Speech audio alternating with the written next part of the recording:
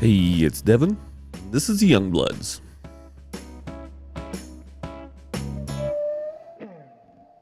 What is going on, everybody? Hope everybody's having a wonderful afternoon, evening, whatever you want to call it. Hope everybody's just doing very, very well. And because, you know what?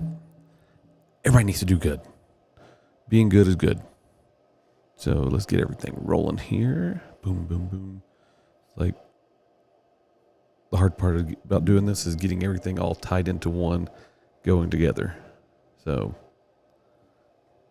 all right, here we go. Hit there and hit there. And I guess we got everything rolling now, finally. Man. So anyway, how's everybody doing? Everybody doing good? Everybody having a good Friday? It's Friday, guys. It is Friday. Welcome to your Friday and welcome to amazingness and being able to be away from your normal 9 to 5. If you work Monday through Friday, that is. But being able to just be away from all the normal rat race is always a good thing. So I got a bunch of emails. We got some people want some answers, and I think we're going to have a wonderful guest today. See if I can add her. See if we can do this. Ah, there it is.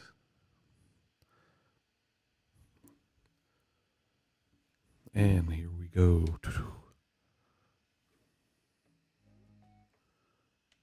All right. Maybe it's working. Oh, look, it worked. Hey, there you go. How are you doing? I'm good. How are you? Not too bad. Not too bad. It's been a while. I know it has been far too long. How's life treating you right now?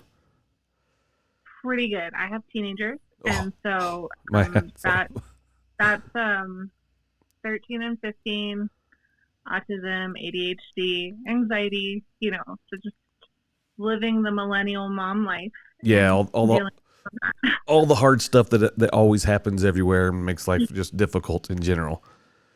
Yeah, that's the thing when let me tell you, we're down to, well, we have all teenagers at this point too, and but we have the 19-year-old, an 18-year-old, and then almost a 14-year-old in the house. And but the 19-year-old, she's going to stay with us until we move, and we're moving in August of next year. So, yeah. And then we've got our 18-year-old. He'll move back there with us, but then who knows what's going to happen after that? I mean, he'll be 18. He'll go to school, whatever. Just, yeah. Teenagers, gotta love them. So, yeah. Okay, what we got? I think you froze. Yeah, I see it. You cut out. You're frozen for a second. While that's figuring that, while the internet is figuring the internet stuff out. There we go. Boom. Let's see if we can get this going again.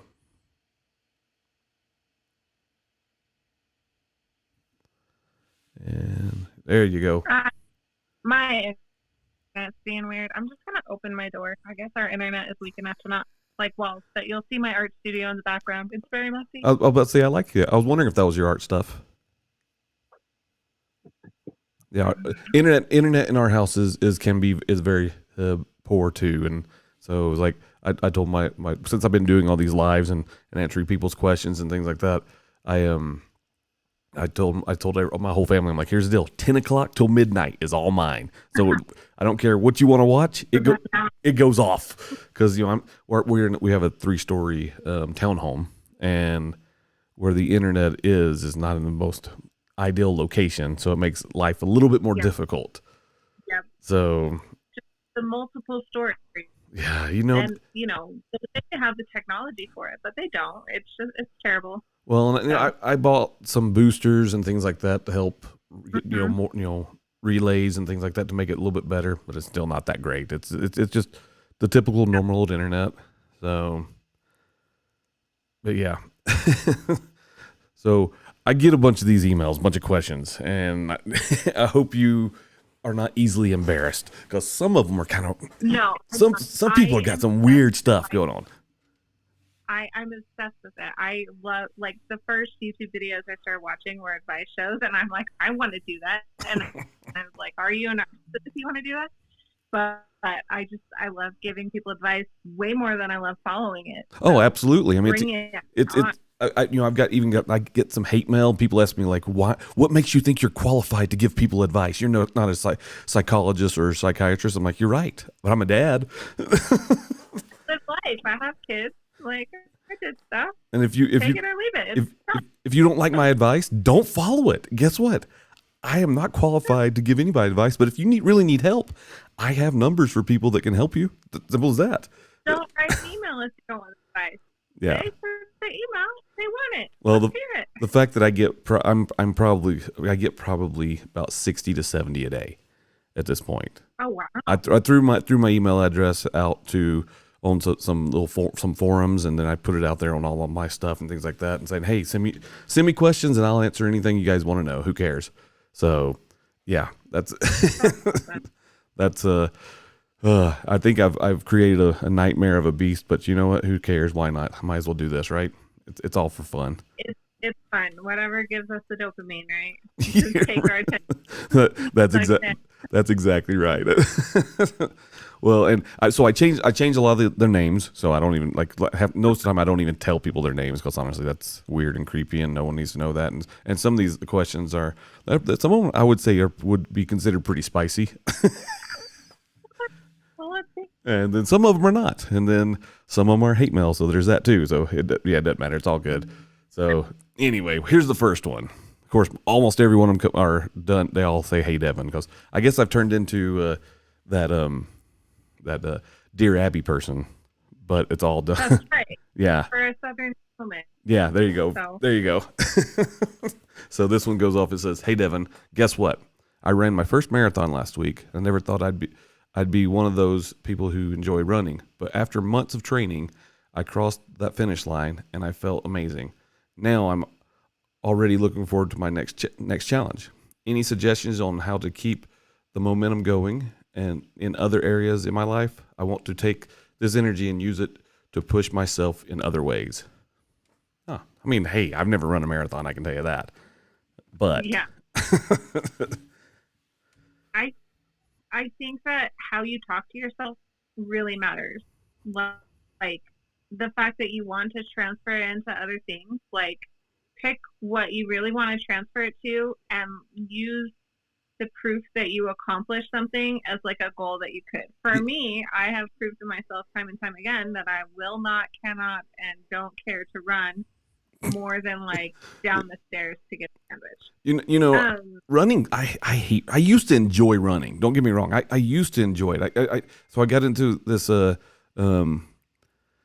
got into my company at the time I worked at this one time that I worked for, they had this fitness challenge things that they wanted to do. And I'm like, okay, I can. And so they're like, okay, whoever can lose the most weight or be the most healthy or whatever, let's see who can get, do it. So I begrudgingly did it, but they were offering money. So like the top prize was like $2,000. I'm like, heck yeah, I'll try to win $2,000. And then it just went down from there.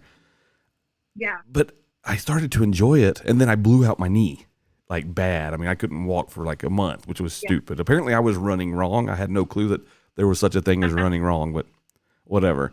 And then I got to the point where I started hating it, and I'm like, oh, I need to be doing it some more. But I would do biking and all that. But I mean, I think that's amazing that they can run a marathon. But I guess to keep that momentum going on in their life, I mean, my opinion is as they're going, all the things they did to help train and all that, the whole routine with that. I mean, that would have to just be, you'd have to trickle that off to your life. I mean, just be disciplined. You could transfer the process. Right. So like for me, I wait to do anything till I get like a hyper focus, and like I'm pretty useless most of the time until I like zoom in and wait for my motivation of energy. That's not a great way to like really get stuff done. So if I want to, like, if I have accomplished something like running a marathon, then what I would do, I'd be like, how did I do that? Did I start slowly? Did I jump into it? So they have a pattern for how they can accomplish something. So like transfer over whatever steps they did and make it apply. I think that, I mean, that literally hit the nail on the head. I mean, there's no other way to do it. I mean, for a person who does not run, probably should run, but doesn't run. I mean, it's kind of like me doing this. I committed to doing this every night. Well, I committed to do this 6 nights a week, and so far it's been going on for 3 weeks now, I guess, almost 3 weeks. And I'm here going, oh my gosh, what I get to. But I honestly, I enjoy doing it. So it's like, I just kept that, I enjoy doing it because it gives my brain a chance to kind of slow down towards the end of the night, because my brain runs 100 miles an hour, and then it's just been, We first met at a YouTube conference, and what was that, 6 or 7 years ago? Something like that, yeah. I still do not have a consistent YouTube channel. And part of that is because I'm not doing what I know works for me. And what I know works for me is like talking to other people and having the energy of a conversation. But then in person, I get too introverted to be like, do you want to do a podcast with me? See, you're literally talking about me in general right there. I want to do a video on my own. I'm like, and I have no energy to make that video on my own. So like, when we want to accomplish goals, we have to remember that we are who we are. Like, I'm not going to suddenly gain a new personality and have interest by myself. Like, I need some energy from other people. So I just need to find people who want to do a podcast or a YouTube channel with me so that I can do. But, as a mom of teenagers, most moms work. I'm like the only stay-at-home mom of teenagers that I know. And that, you have to break out of your shell. And I could set small goals, like knowing what works. But right now, I was just like, Devin already did the work for me. I'll join his podcast. Well, and that's the thing. The cool thing about what I'm doing, and I like having other people on. I like people to call in, which I've had a couple people call in. I have a phone number they can call in too. And so I've got it set up where essentially, I go back to my inspiration for this thing was kind of like that old, I guess back in the 90s, early 2000s, whatever, we thought, all my friends, we thought it was hilarious, but it was what was it? It was Adam Carolla and Dr. Drew. They had a radio show called Love Lines. And I'm like, I don't mind talking about it. I will talk about everything. I don't care. There's nothing that's off limits. And I've had some people's, mainly they send the questions in more than anything else, or the situations in more than anything else. So it just turns into a free for all, which that's fine. I mean, I'll let my ADHD brain just run 100 miles an hour everywhere else just to, answer questions. So that's why this is almost perfect for what I do, because it's like, okay, my brain will function in the right direction when I do it, when I funnel the energy this way. Yeah. So here's a good one for you right here. You'll like this one. This one says, hey, Devin, so my best friend of 10 years faked their own death. Yeah, you read that right. I mourned for months, only to find out that they staged the whole thing to escape some debt and personal problems. Now they're back in town and want to reconnect like nothing happened. I'm furious, hurt and confused. How do I deal with someone who plays with your emotions like that? Is forgiveness even an option? Now, I get things like this, and it makes me wonder if it's legit or fake. Because I know people. I said we have to assume it's real, right? I mean, we don't have to. I mean, this almost sounds too fake to be real. Do what? Is it more fun if we assume it's real? Oh no, it's absolutely more fun to do it's real. But so now my question is, how did he fake his death? Because that's freaking awesome. Yeah, he's a tutorial for that. Yeah, I mean, someone who can go in and fake their death and get away with it, and to avoid death. Well, you don't have to pay taxes anymore. You're dead. Everybody who watches those true crime shows probably knows how to do it, but I can't watch those. I'm too sensitive. I've gotten some emails, people saying that they watched true crime stuff and now they think everybody's out for them. So, and that they asked me. I already was paranoid before that became popular. I'm like, there's probably a body in that bush. If I start watching true crime, I was I was already that way when I was like 15. I'm like, there's probably bodies everywhere. So I don't need it for that fear. Well, I mean, if this is, I'm just going to say, let's say this is legit, then sure, it sucks that you mourn their them dying, but now you get a whole new take on life. You get to celebrate everything that they have already. Yeah. I'm gonna come at this from a different Okay. direction. Friends do you have? Like, one, and how good are those friends? If he's one of your only friends, Okay. one, you know he's entertaining and you know he's going to do crazy stuff. So you don't have to take it that personally. If you have other fun, entertaining, crazy friends, you can cut them off. But Yeah. if like you don't have other friends, then you know that this guy's always going to be entertaining, and you can take it for what it is, and you can like give him a nickname, be like, "Hey, Ghost Boy, what's up?" or Right. whatever. Like if he was like genuinely your bestie, like you know, like watch Sherlock Holmes a couple of times, the mini series. Hopefully that's not spoilers. Like this happens. It happens, and you just gotta row it out, and you just gotta make jokes and be sarcastic as possible. Unless you have lots of friends, then you'd be like, whatever, dude. I got lots of friends. Right. Right. You know, that's a way to do it. But oh man, I can't. I'm just still can't get. It's hard to get past the fact that he faked his death. So That's so yeah, man, you could be pissed off. You could be totally mad because you're like, okay, I mourned you, and now here you are in front of me. You big. I mean, yeah. Real advice for forgiveness is that forgiveness isn't about the other person. Yeah. Like you can forgive them and let go of like bitterness in your heart and still be like, well, now I know that this person's trustworthiness has to be earned back. Right. Like right. I can let go of the bitterness, remember the good, and still be on guard for if this person is going to be untrustworthy again. Right. So I can have forgiveness and do that in stages until trust is earned back. Like I can let go of like, this wasn't personal, this was about debt, this wasn't about me, but what was it about? Has he done this to other people? That still doesn't take away the pain, though. I mean, true forgiveness in general. I mean, it's good to do anyway. Because why would you want to carry any hate and anger with you? I mean, that's just bad. That's just bad juju. I got too many other things to worry about.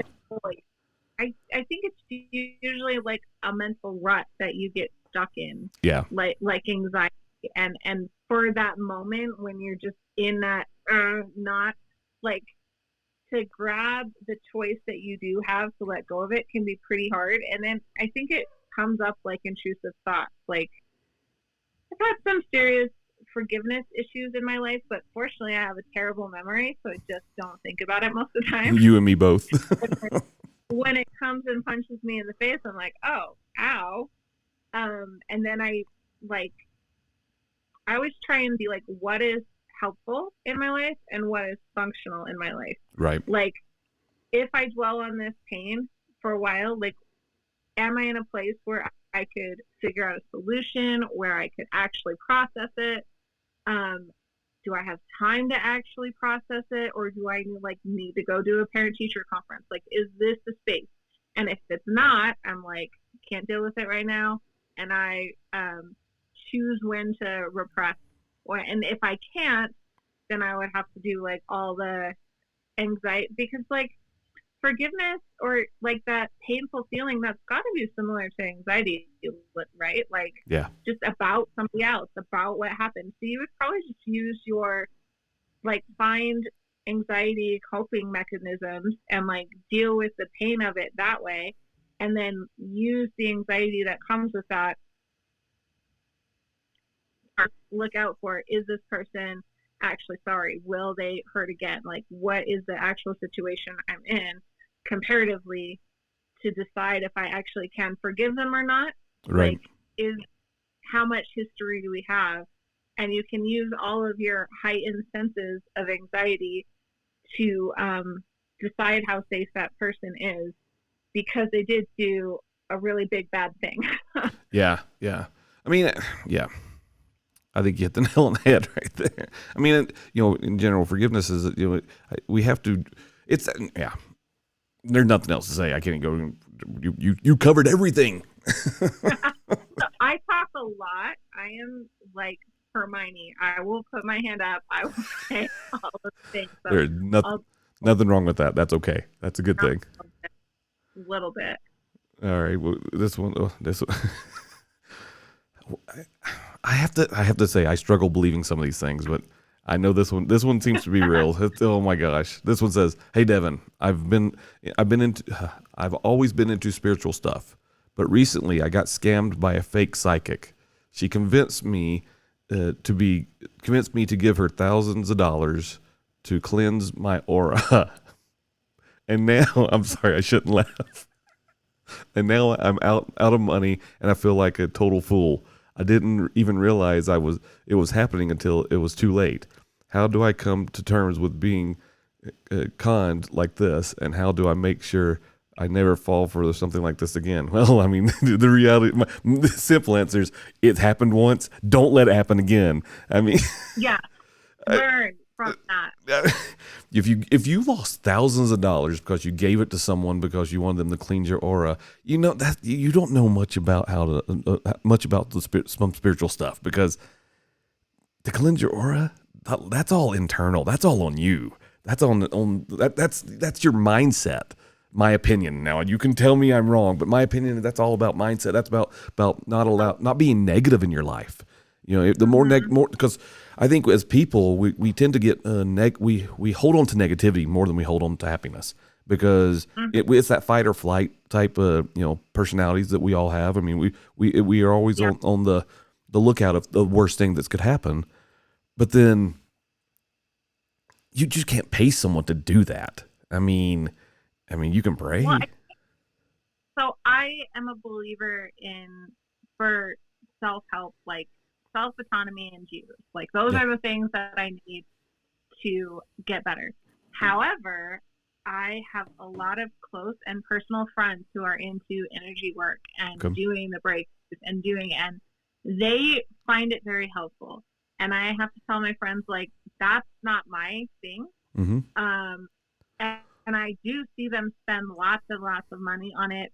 I see people encouraging them to go into debt on it. Yeah, so my philosophy when it comes to healing in general, including doctors and including everything, like, if they keep you coming back to them, like, unless like you need a medication, that's different. But right. Like if the medication is a bandage that doesn't heal you, like if they keep you coming back to them where you're never gonna get actually mentally healthy and you always need them to be mentally healthy, it doesn't matter how legitimate it is, in the sense, like for my friends who are into that energy work, like that can be good for them, but I won't do anything that makes me reliant on somebody else for my own mental health. I take responsibility for that. And if it seems too good to be true, like that they could just release my emotions for me, like that's my responsibility. Well, that's what I have to do. So I'm not down for it. I do know that, like, as we have like bad, call it bad energy, call it just stress. I mean, stress causes us to get sick. It literally does. So the more we stress, the more we're going to get sick. The more we get sick, the worse we're going to feel. I do know, like, when you feel better, honestly, from me being when I got my car wreck back in December, I struggled to talk for for me it seems like forever, and I want to say it was about a week or two, whatever it was, and it was hard to just get sentences out, and for a guy that makes a living talking, that is like a stressful thing. I'm like, okay, I'm screwed. I don't want to go back to a corporate job. This is stupid. I've been away from it forever, so why would I want to do it anymore? I don't want to do it anymore. And so I do know that, like, going to a chiropractor, going to getting massage therapy and things like that, that's helped me out a ton. I mean, and call it energy displacement or whatever the people, I think so. Let my brain function backwards a little bit. It's kind of like when people say, "Hey, I've got a vision board," and then they say, and then I look at my vision board and I throw it out into the universe, and then the universe will give me what I want. I'm like, okay, and so I say, okay, I don't, and they ask me, well, do you believe in that, Devin? I'm like, okay, here's what I believe. I believe in journaling. I believe in prayer. I said, and essentially those are the correlations. I said, your vision board is my journal. Mm-hmm.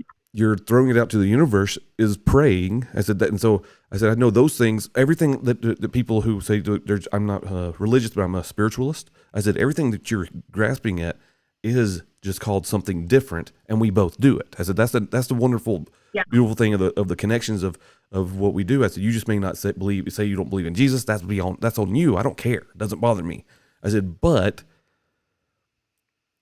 when it comes to this poor person, I mean, if someone's asking for money, you gotta run. I mean, I'm sorry, that doesn't work. I don't think you should pay. Well, if they're offering a quick fix, if they're offering to do something like heal your childhood trauma, and you think you can do that, we get blindsided when we're desperate for healing. We do we don't want to be in pain. Pain is sucky. Mm-hmm. And so you can hire a coach to help you work with your energy, but they should be training you to do that on your own. Correct. You shouldn't need to keep coming back to them and keep giving them $1,000. So if you're going to pay $1,000 for a course, you would know what the curriculum was going to be, what the outline was going to be, right, how they were going to help you. Right. They should have testimonials. There's tangible things that come with it, is what it basically comes down.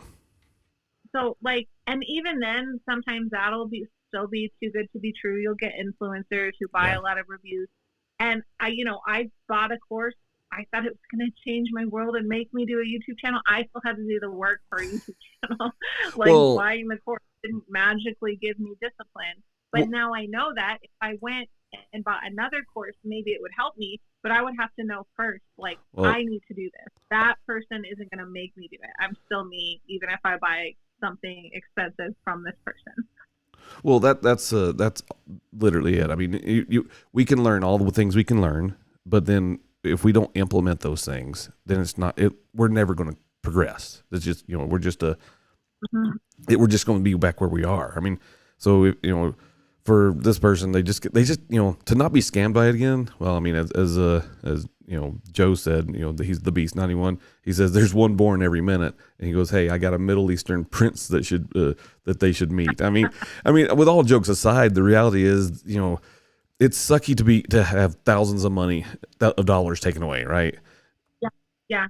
But there are people all over actively trying different ways to get you, and if you realize the ways that you're vulnerable, then hopefully you won't get got again. You might, though, they might find a new way. And there's a new scam every day. I know about energy work. That lady did not think that she was scamming you. She thought that she did this and she fixed you. She really thought she fixed you, and you probably just didn't have the right mindset, and it wasn't her fault. I don't think that those people think that they're scamming. From the communities I know, they really do think that what they do is worth thousands of dollars, and they spent thousands of dollars to learn it, and now they charge you thousands of dollars for it. But if it's a shortcut, it's going to feel like a scam when it doesn't change who you are. Yeah. No, that's exactly right. All right. Hey, Devin, I think my ex is stalking me.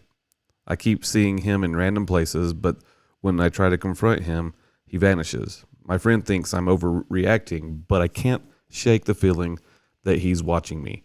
I'm starting to get paranoid, and I don't know if I'm imagining things or if it's real. What do I do?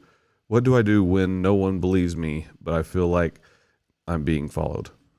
I mean, there are some creeps out there, and there are. And and the thing is, I tell people the reality when it comes to an ex, they're an ex for a reason, and yeah, it's true. I mean, if you got an ex, you have an ex especially if you broke up with an ex, they are your ex for a reason, and it's because some things just didn't work, and that's okay. Things don't have to always work, and that's the glory of life. We can move on and be happy.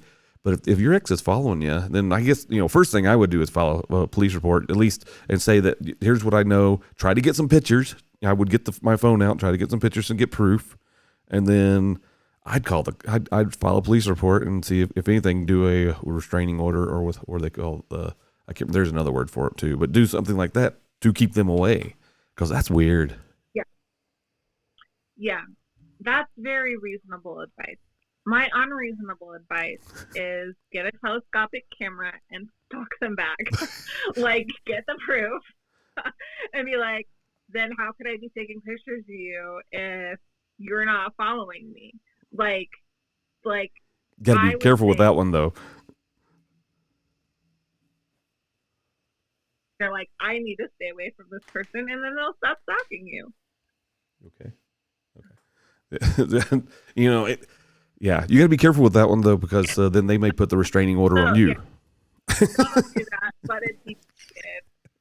I mean, that's a good way to think about it. I mean, you know, but I don't doubt that I know that does happen. I do know that exes tend to, you know, they don't, especially if you broke up with them, they tend to not like to let go. Yeah, Some people just don't like letting go. So, and that's the hard part. That's the part that makes everything sad. But it'll be okay. I mean, well, and then you have to think of it another perspective as well. This is more reasonable advice. I like the unreasonable advice better, but like, are you being paranoid? Like, do you live in the same town? Like, if you were married, like, you might have similar habits for a while. Like, is there multiple grocery stores? Are they, do you, like, you lived in the same place, you bought the same food for a long time. You might have similar habits. It could be a coincidence. Um, and like, maybe you can vary up your routine for if you normally did it, then maybe don't. Like, if you were on a similar eating pattern, if you were on a similar going out and you had similar things and interests, like, coincidentally, they might just be there because your lives were interconnected and you had similar habits and routines for a while. right. So it could be coincidence. So shake up your routine, see if they're still there, and then, like, if nobody believes you, like, take a friend with you with your routine. Like, point them out, be like, do you see that? And, you know, if it finds out that you are being paranoid, then you can learn to let it go. And if you find out that he is actually fine, you can do the restraining order thing Devin so reasonably said in the beginning.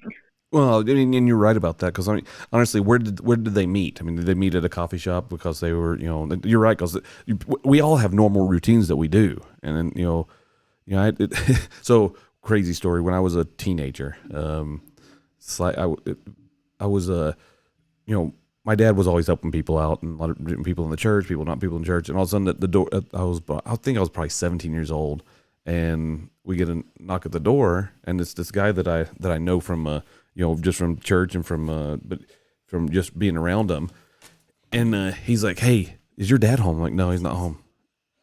Do what? My daughter, she's like, "Dad, can I go to In-N-Out?" I'm like, "Yeah," and she's like, "Will you buy it?" I'm like, go get my card. So she brought my card, and then I give her my card. She goes, "Bless your soul." That's better than blessing your heart. Yeah. Since you're from the Yeah, because she knows blessing your heart in the South means a total different thing. So that's yeah. So soul is good thing. Heart Yes. is not.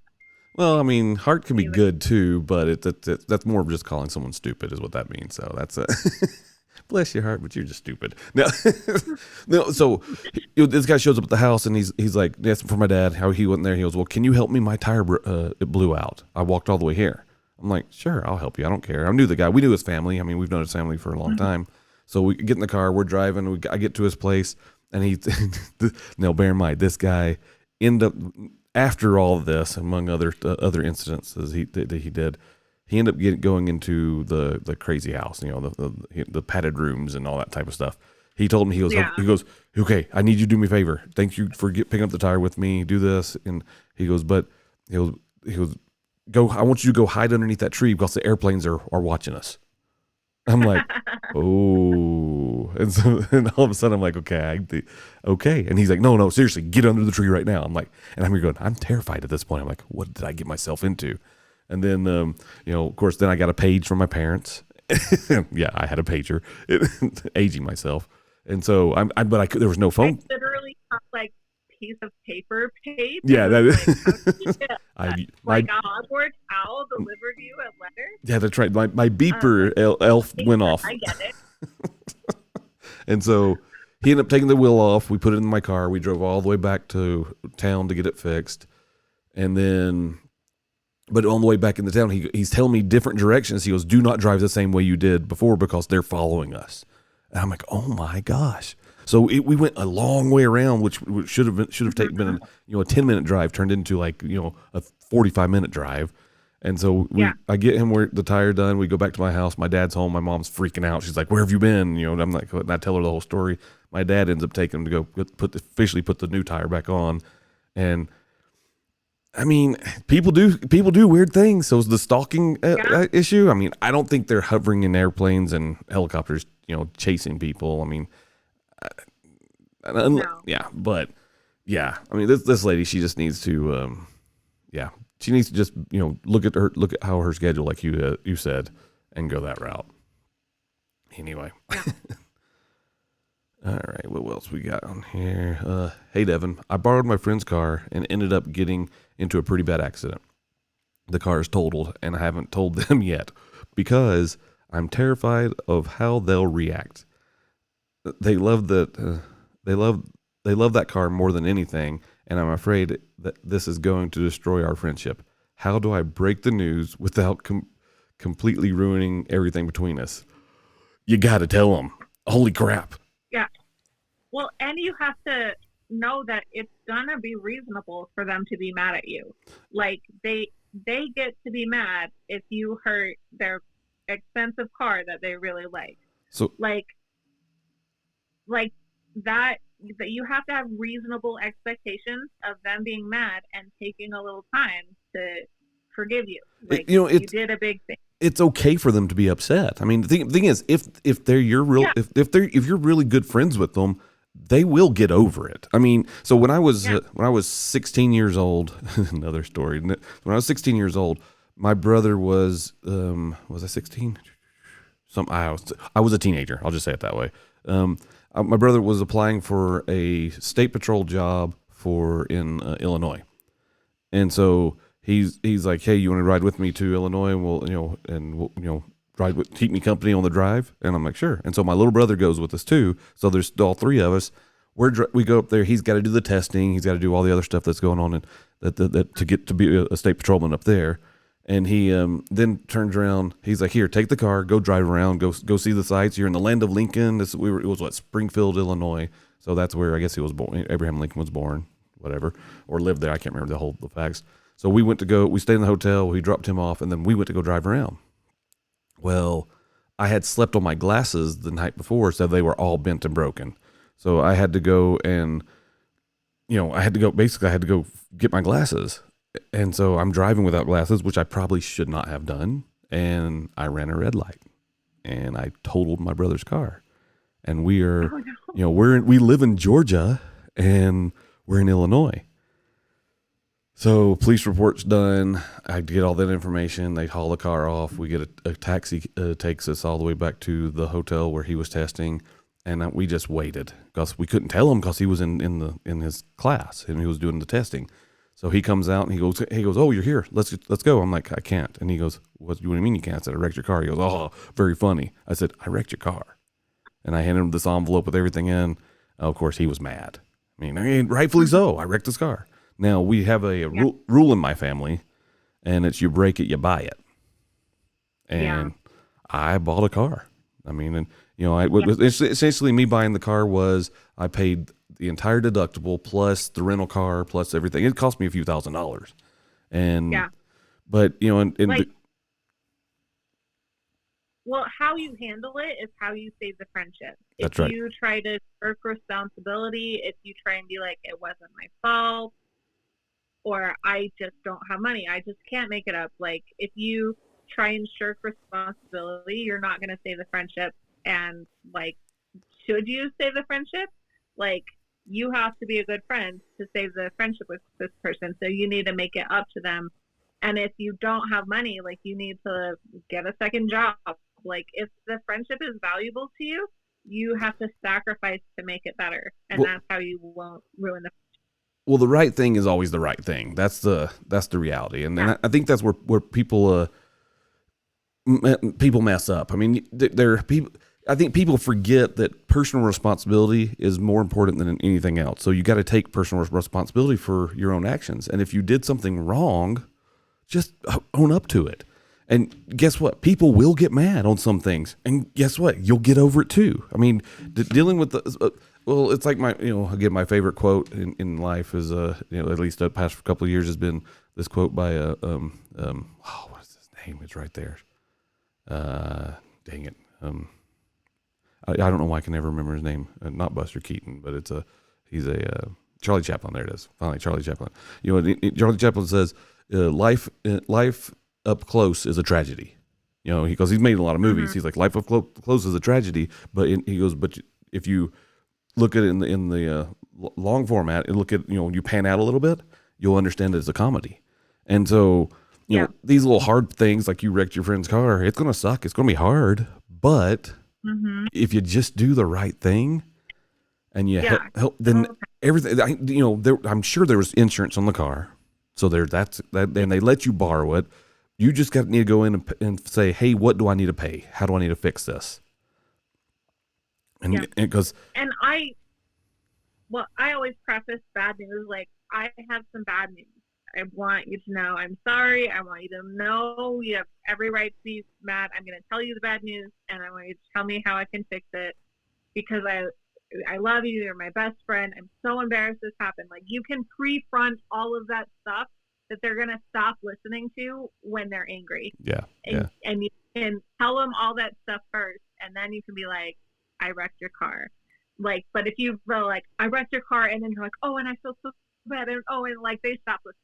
Yeah, like, you have to let them process the whole thing, because I mean it's a shock. I mean, and Joe's right. He said a real friend would be more concerned than you about you, and then basically, which is true. A real friend would they would be concerned that they lost their car, but on the other side, like, are you okay? Or is there anything I can do for you? And that's kind of what happens. Yeah. So I mean, it's a bad situation, and I feel bad for this person, but if his friend is okay, like, if he can't get to work from the car, like, a car unfortunately is like, it's not a luxury in a lot of areas of the country. Like, I can't get to work without my car. It's too far to walk or bike. Like both of you, if your friendship should be making sure you're okay physically, mentally, like financially, for your well-being, like you're gonna have to talk about the ways that you are okay. And of course, like, if you have enough wellness, I guess we assume too it's okay. Yeah, well, I mean, email me. I'm sure they're fine.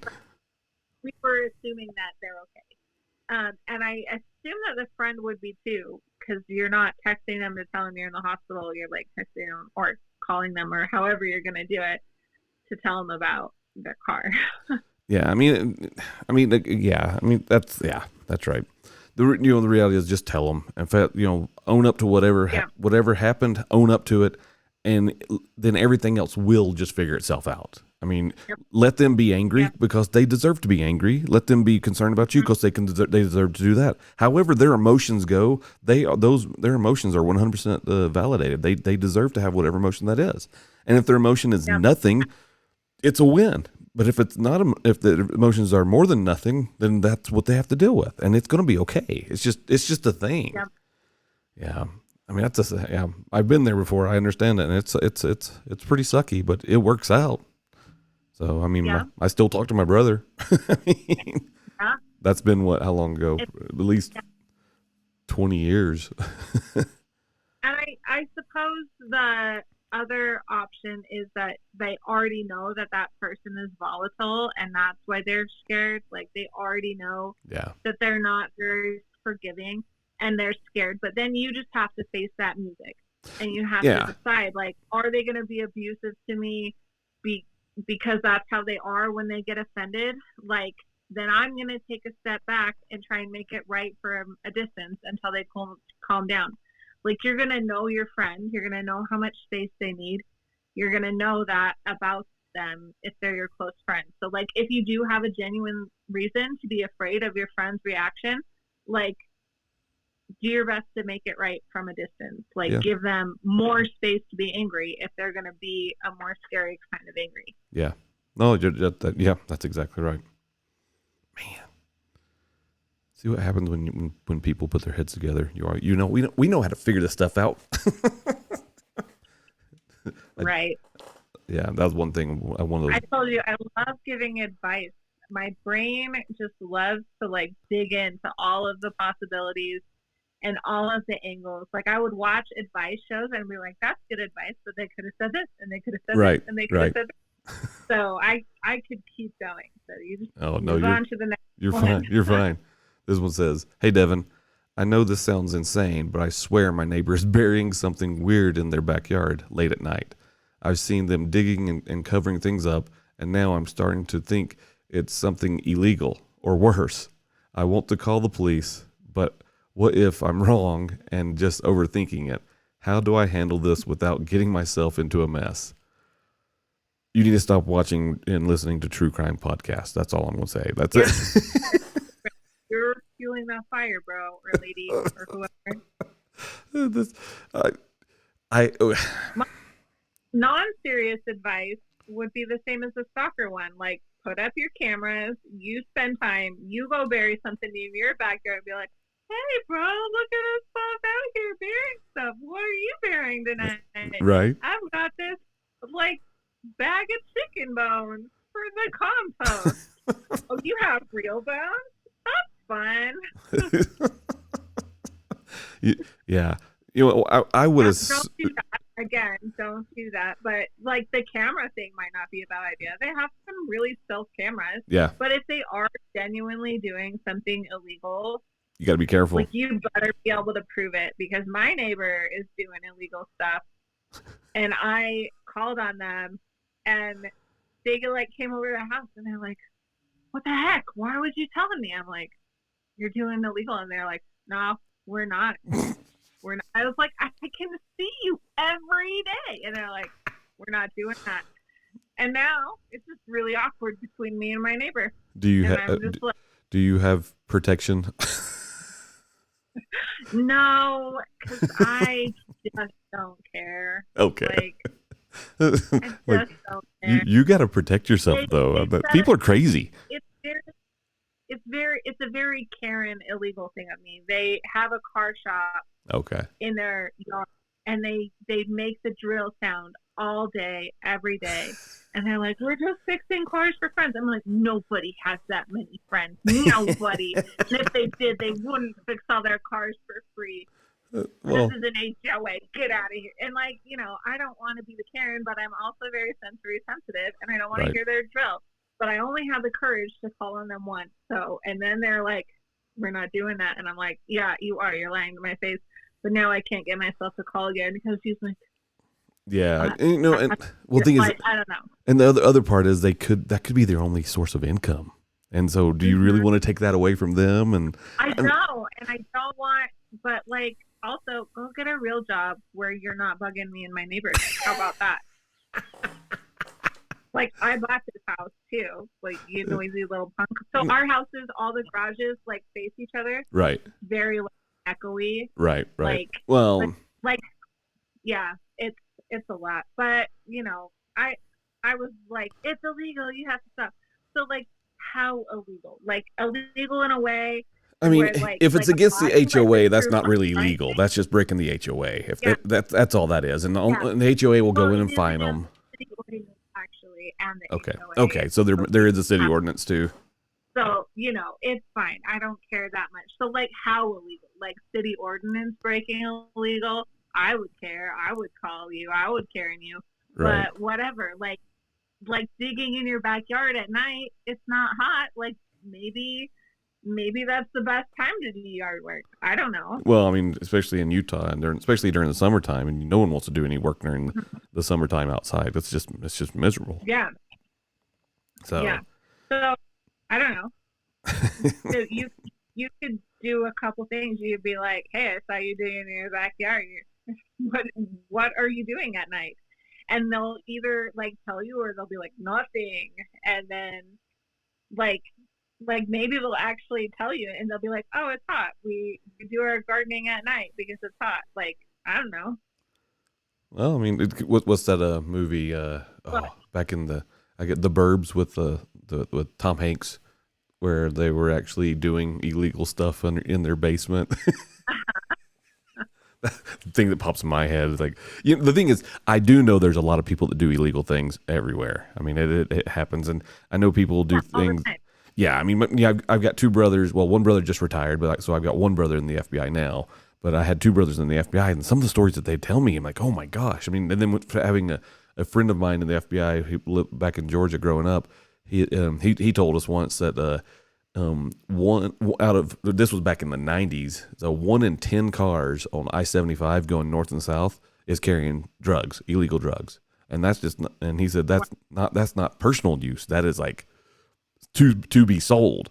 So Wow. I do know that people do illegal things. So probably their neighbor is burying bodies or something in their backyard. I Mm-hmm. mean, Probably. I mean, we had a neighbor. But the thing is that like the way our public crime systems are working right now, like probably nothing's gonna happen. Correct. Like Yeah. like like if they're not gonna prosecute like active shoplifters smashing windows in places, Oh, if you call them and you're like, someone's digging, they'll be like, that's nice. yeah. Yeah. You just Well, have to like that deal with it, when I basically. And you can call and do it, and maybe they'll hate you, but then you could keep calling. You'll just be the annoying person in your neighborhood who calls on everything, that's right. and then they'll know. They'll probably figure out that it's you. They'll probably do it my neighborhood and be like, "Why would you do that to me?" And then you'll feel bad and won't call them again, and it'll just be awkward. Or you could skip it and like you can just tell yourself a different story, like their mushroom farmer in their backyard at night. Yeah. Like who knows what they're doing, but like if you're not gonna mind your own business, then you have to be willing to like call and face the consequences. That's true. That's And true. And you probably won't be friends with your neighbors, and probably nothing will happen if you call. that's exactly right. That was the craziest thing I saw was, I saw on the news, and I'm like, I always question everything that I read on the news, watch on the news. I'm like, okay, how legitimate is this? So then I go research it myself because I hate to use the term that the Trump uses, but fake news. But literally, there's so much fake news, it's ridiculous. I mean, or that's a story that's been twisted one direction, and you're like, wait a second, that's not really what happened. But I looked up like in California how there's retailers that put up a sign that says, don't steal, not these words, but the sign essentially says, don't steal more than $950, because if you do that, then we can prosecute you, because that's when the state says they will do it. So I'm here going, Yeah. and which I told I was talking to my wife. I said, I'm going to take the boys, and we're, being that they're minors, we can just go to California, and as long as we don't steal anything above. So what do you need? What kind of stuff do you need? We're heading to California. Tell me what you need, and I'm going to pick it up for everybody. All these illegal things, whatever. So I think I could rant so much about lawlessness, but it would just be annoying because I want everybody to obey all of the city ordinances. That's why we have them. Well, that's okay. Someday I'll miss the country and I'll be my own neighbor. In the close house. I'm a firm believer in just obeying the law. Simple as that. Just there's no need to do anything illegal. I mean, it's like my daughter's like, she's driving her car and she's like, oh, say that again. You cut out for a second. Neighbor obey the law though. Yeah. Well, just like my youngest. You can try, but it's my youngest daughter. She was speeding all the time. I'm like, you're going to get a ticket. She goes, Dad, no cop's going to pull me over. I drive a Subaru. I'm like, I'm telling you, you got to slow down. And she's like, nope, it's impossible. And then the other day she comes home and she goes, I got a ticket. I'm like, how fast? Where are you going? Well, he marked it as doing like 7 over, but I was doing 20. I'm like, I told you. And she goes, well, I said, just don't speed. It's easier. Just don't speed. Then you don't have to worry about anything. You don't have to worry about any debt. Don't have to worry about paying any fines. You're good. But yeah, that's just me. Whatever.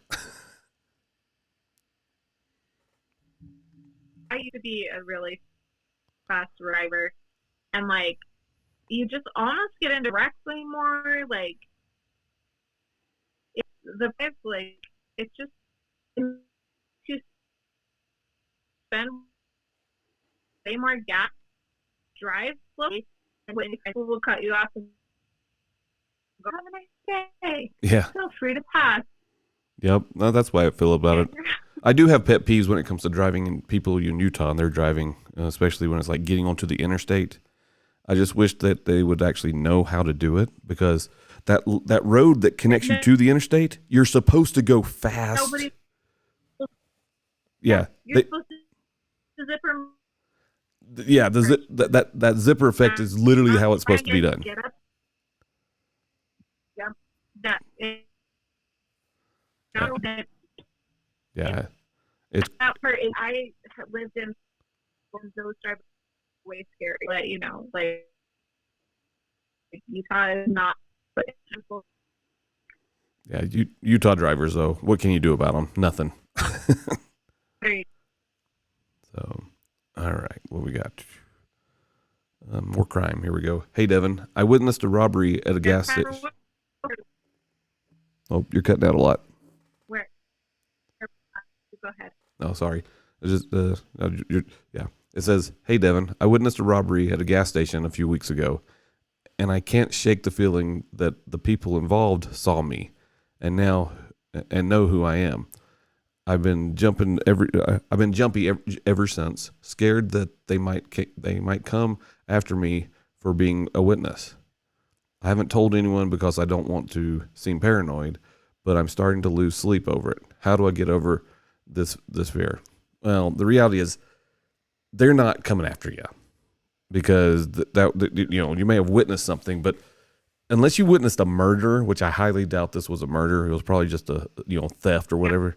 They don't care, You just witnessed a robbery. They just stole something, so they're not coming after you. But yes, you witnessed something that could be considered traumatic, and you're like, oh my gosh, they saw me, and they know that I saw them. I understand that, but it's so that they do. I could see how they have some PTSD, something that's just it's got them shook a little bit. The only thing they can do is just honestly stop thinking about it. Stop taking this situation to an extreme and just say, hey, you know what? They were in the wrong, but I can't fix it. Mm-hmm. Yeah. Well, and like they were in a situation too.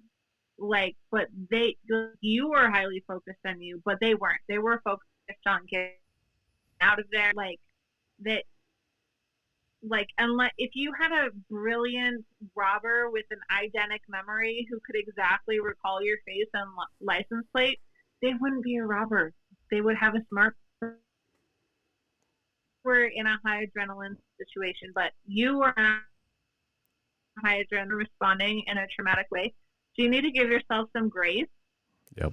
And you start being a little paranoid about it. Like you don't have to take being paranoid as a bad thing. You can, I'm being a little paranoid, right? And then be nice to yourself about it. Brain and be like, yeah, that I feel really anxious. Like that's a reasonable thing to think after. Be kind to yourself, accept that you are being a tiny bit paranoid, and be as kind to yourself as possible until you let go of some of that stress through time. Yep. No, I mean that's the most reasonable answer for that problem right there. Because I mean, if they're that big of a criminal, they're not robbing a gas station. Yeah. they're going to if they're not smart, get your face and everything about you. Like they're not doing that. Yeah. So I would say they just need to not worry, and they need to just go soak in a good warm bath with some Epsom salts or whatever, and It's okay to be paranoid. Mm-hmm.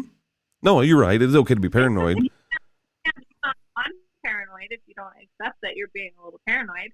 So just accept that you're being a little bit paranoid, scary. You'll be fine. Yeah, I agree.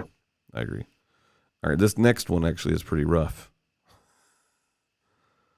Says, "Hey Devin, I can't believe I'm even writing this, but I found out my partner faked having a terminal illness for months. I spent all the time thinking I spent all the time thinking they were dying, only to find out it was all a lie. I'm angry, heartbroken, and I don't know how to process the betrayal. Why would someone do something like this? And how do I move on from something so bizarre and cruel?" So this one here, I can tell you, I have had, well, I know someone who did the same exact thing. And Really? yes, and I will say it, and I'll say it because she's dead now, but that it was my mother-in-law. That's so fascinating. My mother-in-law, when I don't know how old she was, but I do know that this is one reason that all my wife's aunts and her uncle didn't really talk to her that much, and so was my mother-in-law's stepmother. She stopped talking to her because my mother-in-law faked having cancer and told the whole family, I got cancer, it's terminal, I'm dying, all this whole thing. Now this was before I was even in the picture, so I just know of the story. And so essentially what happened was she carried it on as long as she could, and then people found out. Obviously people find out. Yeah. I mean, here's the thing. That's why I've always said the honesty is the best way of life, because you don't have to continue to think of new lies to cover up the other lie to make sure it keeps on going. And so my all that part of the family, that when it came to my mother-in-law, they literally stopped talking to her. They didn't have much to do with my wife either, because she was the daughter of my mother-in-law. Mm-hmm. And so I don't want to say it's karma, but I gotta say it's karma. My mother-in-law, she died of breast cancer. So she lied about it. That's ironic. Yeah. So she lied about it, and she told everybody all about it. And they had a big party. They pulled all the whole family into, like one big giant hurrah, everybody together while she was sick. And then come to find out she didn't have it. And then all of a sudden, a few years later, she ended up getting breast cancer. I'd say probably 10. I'm guess it's probably, we had been married for 23 years. So probably 5 years, 6 years into our marriage is when we found out that my mother-in-law had got breast cancer, which is terrifying, because now we keep an eye on my wife, because the scary part is my wife, my mother-in-law, and my wife's grandmother, died of breast cancer. Wow. So we keep an eye on my wife quite often. So she gets checked every year, no questions asked. But so yeah. Sorry. No, you're good. You're good. And I understand this question. Mm-hmm. I mean, how do you move on from there? Well, I can tell you, people are going to be mad, and the fact that this was their partner, right? I can't believe it. I'm going to assume that their partner had mental illness. Mental illness, but they still have to take responsibility for the things that they do. Correct. But mental illness makes that really hard. Correct. So you get to be mad, and you get to say, like, you don't illness. If you're not trying to do this, and like, I know this isn't your fault, but I need to see you working to make it better, because it just doesn't mean that you can't hurt other people's lives and traumatize them and destroy relationships. Like, well, there needs to be hard when mental illness. There has to be some type of restitution on this. Yeah. I mean, man, it's a rough one. Did your mother-in-law get help for mental illness, or did she just persist in it and like? She just brushed it off and blamed everybody else. Obviously, I mean, that's how that works. I mean, was she married to somebody else at the time? No. So my mother-in-law had. It's so funny. My mother-in-law she would give us marriage advice, and I waited for the day. I waited for this day. The day that I was married to her daughter, longer than all of her marriages combined. She was married like 4 times. And I said, I looked at her once. I said, Vicky, here's the deal. I said, I don't take your advice. I said, and there's a reason why I don't take your advice. I said, because one, my parents have been married for whatever number of years it was. I can't remember what it was. My parents actually, before my mom died, my parents were married for 65 years. So that's amazing. But then, Mm-hmm. I told her that. I said, secondly, I've been married longer to your daughter, longer than you've been married to your one husband, to all your husbands combined. So if there's anybody that needs to give anyone marriage advice, it'd probably be me giving it to you. And that shut her. She got mad at me, but it's a power thing. And so there's my mother-in-law was a slight, I would say slightly narcissist. And so it's a power trip. And I took the power away from her and she hated that. Well, and if she wasn't willing to seek help from her mental illness of being willing to deceive people and be narcissistic like that, then like there isn't a partner that's entitled to put up with that abuse. Yeah, no, I mean, like that's a big betrayal. Yeah. That's a huge betrayal, especially in a marriage. I mean, if I did that to my wife, oh my gosh, I would expect her to be furious. I mean, how do you recover from that? So, I have been divorced and been betrayed and things like that, and so in my brain, I was willing to stay in that relationship even though I'd been betrayed. Like, and I didn't end up like that. There wasn't a willingness on his part to work on it. Right. But when I was thinking of like, how would I specific trauma betrayers that you would go to, and then that person would need to be willing to go to the counselor with you so that they could begin to understand why they're mad. If they're like, why are you mad though? Like they're too narcissistic to work on it. Right. Then you should start preparing to leave the relationship, in my opinion. If they're that narcissistic, they're going to make divorce a hellish ride for you. Yeah. So you're going to need to save some money. You're going to need to start getting some skills. Like you're going to need to be prepared to leave the relationship slowly if they're that narcissistic and they're that dangerous that they lie that much.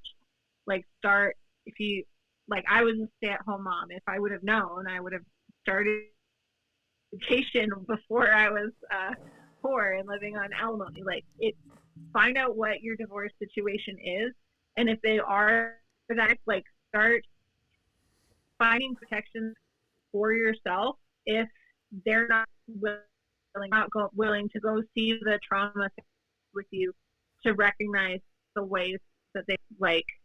There are special counselors for that, and if they won't do it, then like look into protecting yourself, because someone who would do that is not a stable person. No, they're most definitely not. Well, like even Joe here, he says my wife's best friend had this happen to her.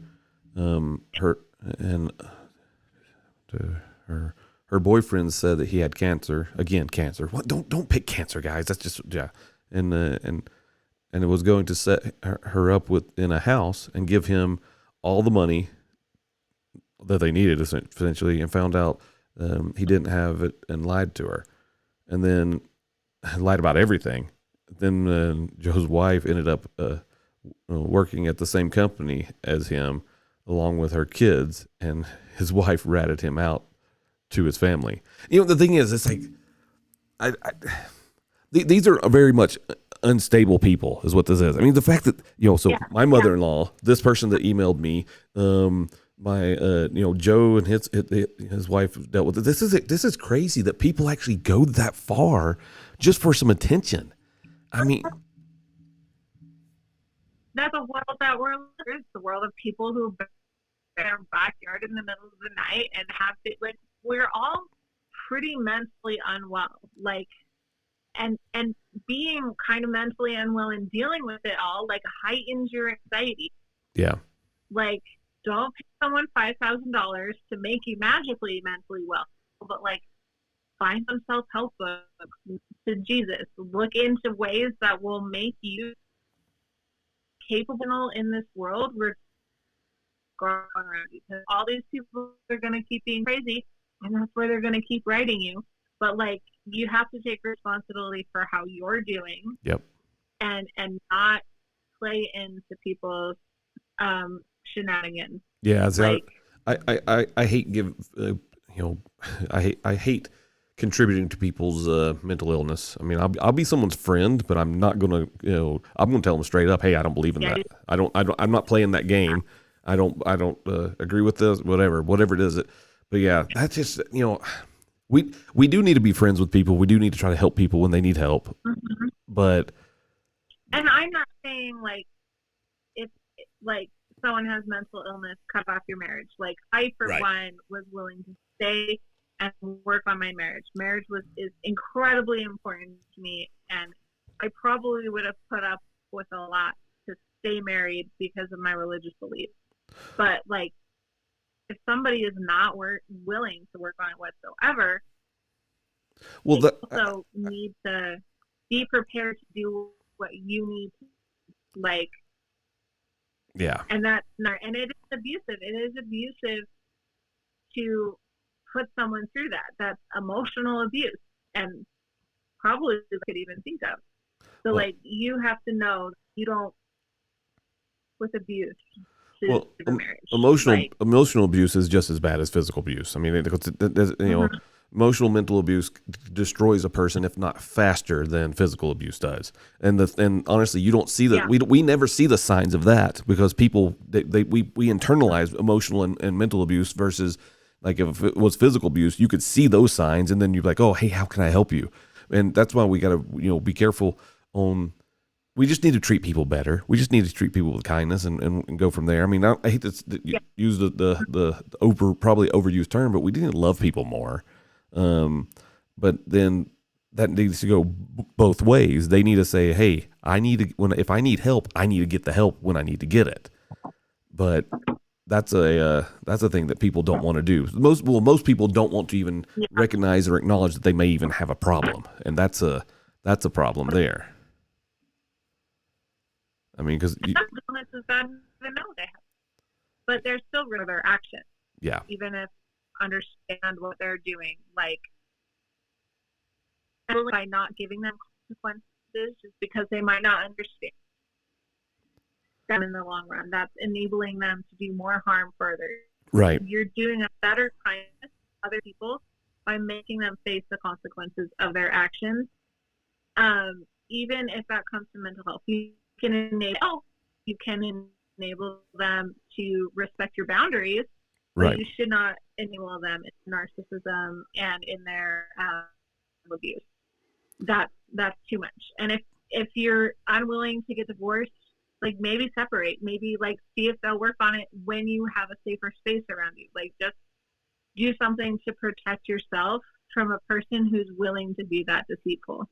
Well, then that's the thing. You have to protect yourself no matter what. I mean, that's when it comes to anything. I mean, I believe almost every marriage is equal and should be saved and could be saved, but it takes effort from both sides. Mm-hmm. People have to put in effort from every side you can imagine. And I've given the advice. People ask me, like, so marriage is what, 50-50? I'm like, no, marriage is never 50-50. It's 100-100. Yeah. And they're like, well, why do you say 100-100? I said, because if I'm lacking, say I'm having a bad day and I'm giving 60%, my wife's still giving that 100. And then what she'll do is she'll come in and help build me up, because she's giving the 100 to build me up till I get to my 100 again. Because, you just can't 50-50. That means you're not putting in your all. I mean, it's like, it's the same thing when it comes to a sport. Do I tell my kids, hey, go give 50% of the effort? No. You tell your kids, go play your heart out, give 100%, and then let's see what happens. If you gave your all and you still lost, guess what? It's okay. They were a better team. You lost, but you'll get over it. Just learn from those mistakes and keep moving. But that's the things that people don't do. Sometimes with mental illness, you're 100% suck. Like, you're giving everything. You don't have that much to give. Yeah. But there should be evidence that you're giving it. Yeah. No. There should be evidence for that person that you're not gaslighting them into saying what you're doing isn't hurtful when it is hurtful. Right. Like, doing that is not, like, you have to be willing to work with people in your mental illness. Everybody has a little mental illness now, and some people have enough mental illness that they don't know. Right. But if that is that way, like, they might need more time and space for you to work on that relationship. Yeah. Or, yeah.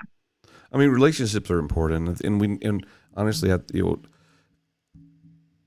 if we just treated people better, and then if we treated ourselves better, I think that's where it starts. For one, I think a lot of times we beat ourselves up more than anything else, and then when we beat ourselves up, then we start beating other people up about things, and that's the wrong thing to do. I think like I tell my kids and I tell people, I'm like, you have to be happy with yourself first before you even deep dive into any relationship. If you're new to a relationship or you're trying to get in a relationship, I always ask the question, how happy are you with yourself? Are you happy being alone?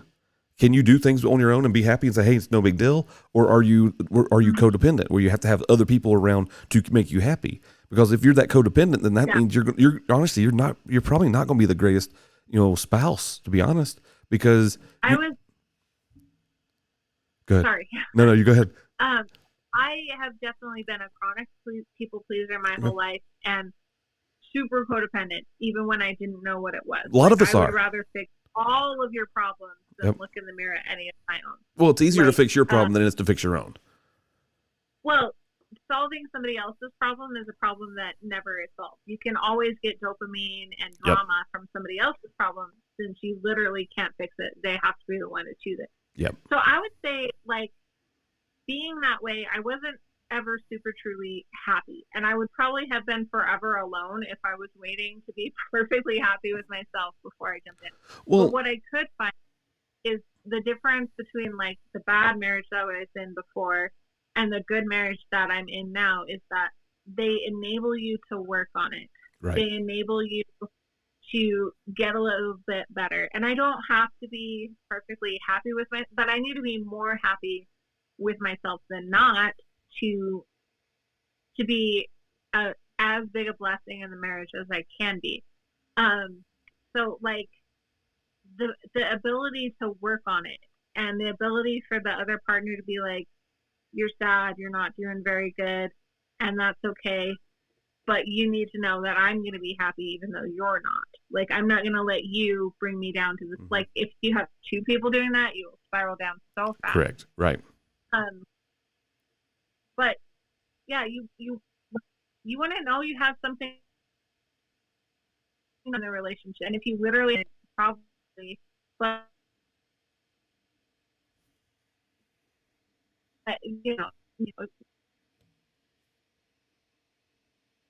get a little help. And you will love other people. And we're being, and you'll all do it back. Oh, I think I'm losing you. To yourself. You'll work level up a little bit. It's about maybe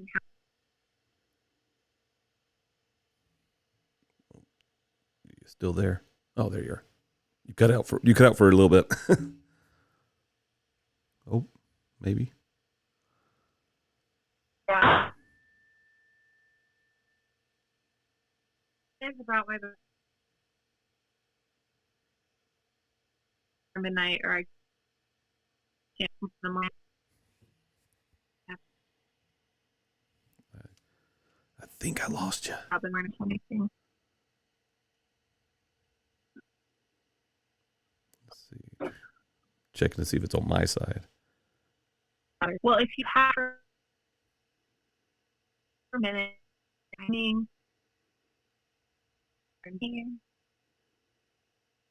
I'll go ahead and sign off, and you can finish if it's my internet. Okay, you're good.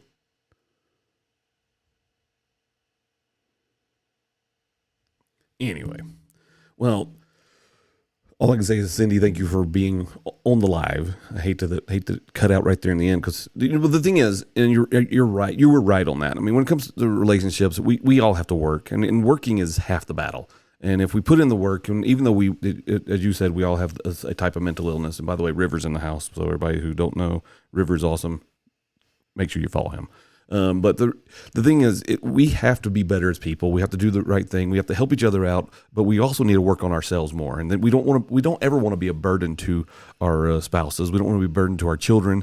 We don't want to be a burden to anybody.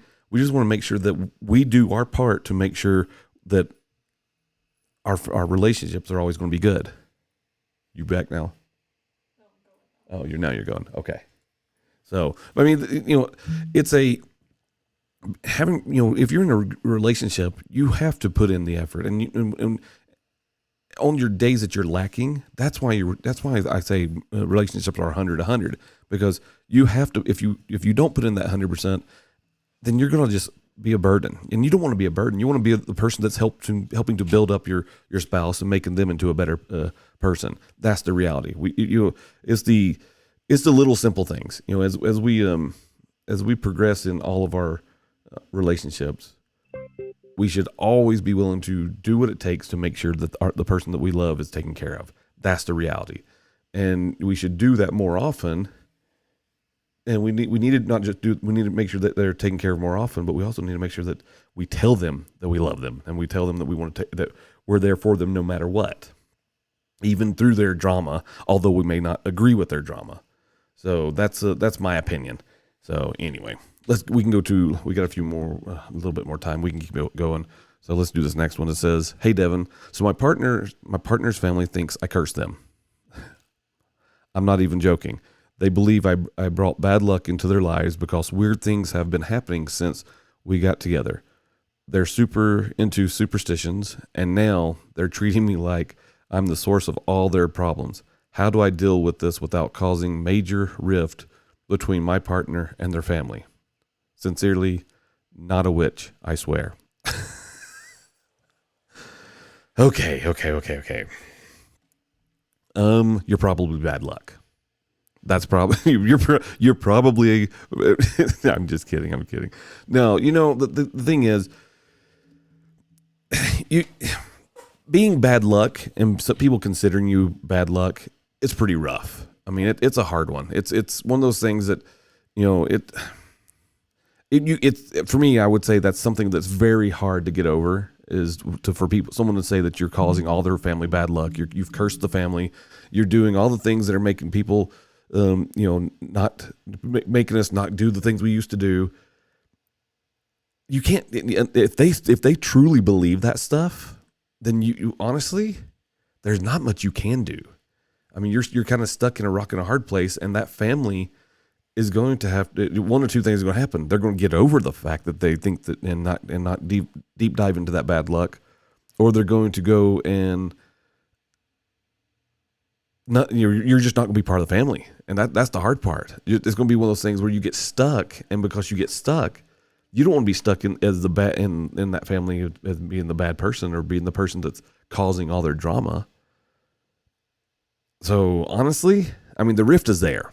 If they truly believe that you're the bad luck charm in their family or in that family, you're on this downward spiral to being gone. I mean, so I would say prepare yourself for the worst and hope for the best. I mean, you can tell them that you're really not a witch and you're not cursing their family, but if they're that superstitious, you got some work to do. Your Wi-Fi is so bad. I'm at you're all good, my friend. Hopefully it'll clear up and we can keep things going, but man, it's all good. You can catch this up on the reruns. That's all I can say. So, because this will be posted. Anyway, thank you as always. Thank you for watching, by the way. So, but yeah, I mean, the thing is, when it comes to being bad luck, I don't necessarily believe in bad luck. I think we make bad choices, which typically will bring about bad luck.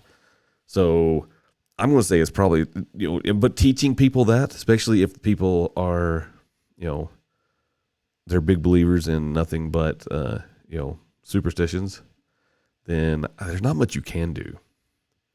Yeah, good luck. All I'm gonna say is good luck. I mean, you be prepared for the worst, meaning you're not going to be with the person anymore. But prepare for the best, and maybe they'll get their heads out of their butts and figure something out. Who knows?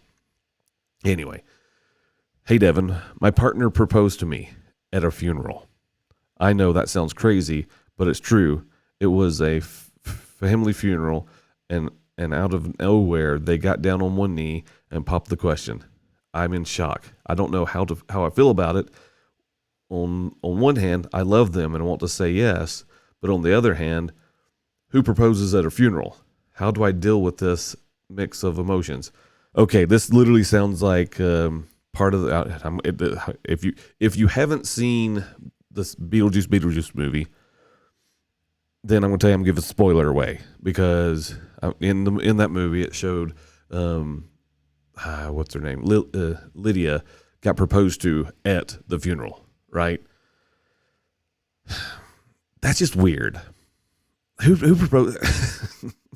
I guess we lost one person. They're dead, so we might as well add someone else to the family. No, don't do that. That's just strange. You don't do that. That kind of blows my mind. I mean, that's like that.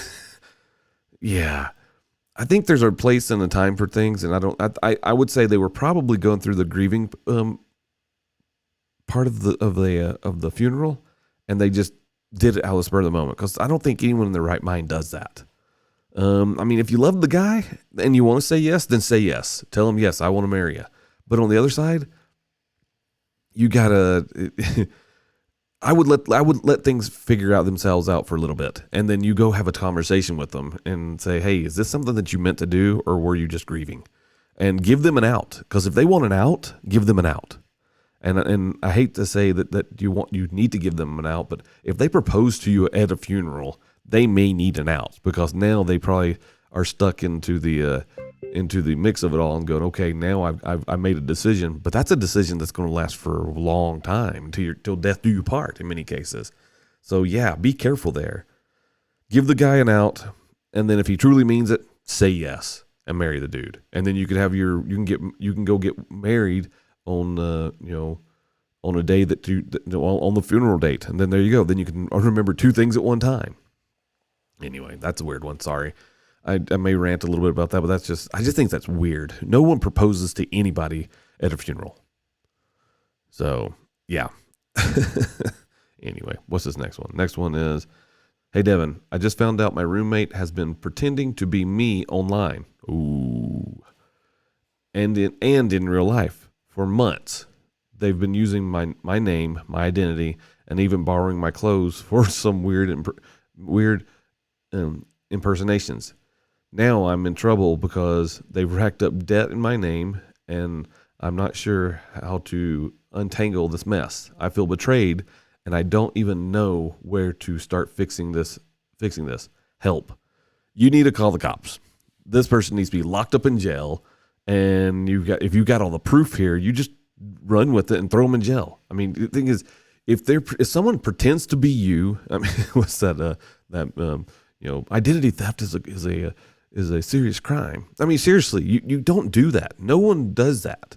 That's not, you don't go pretend you're somebody that you're not, and then you rack up debt.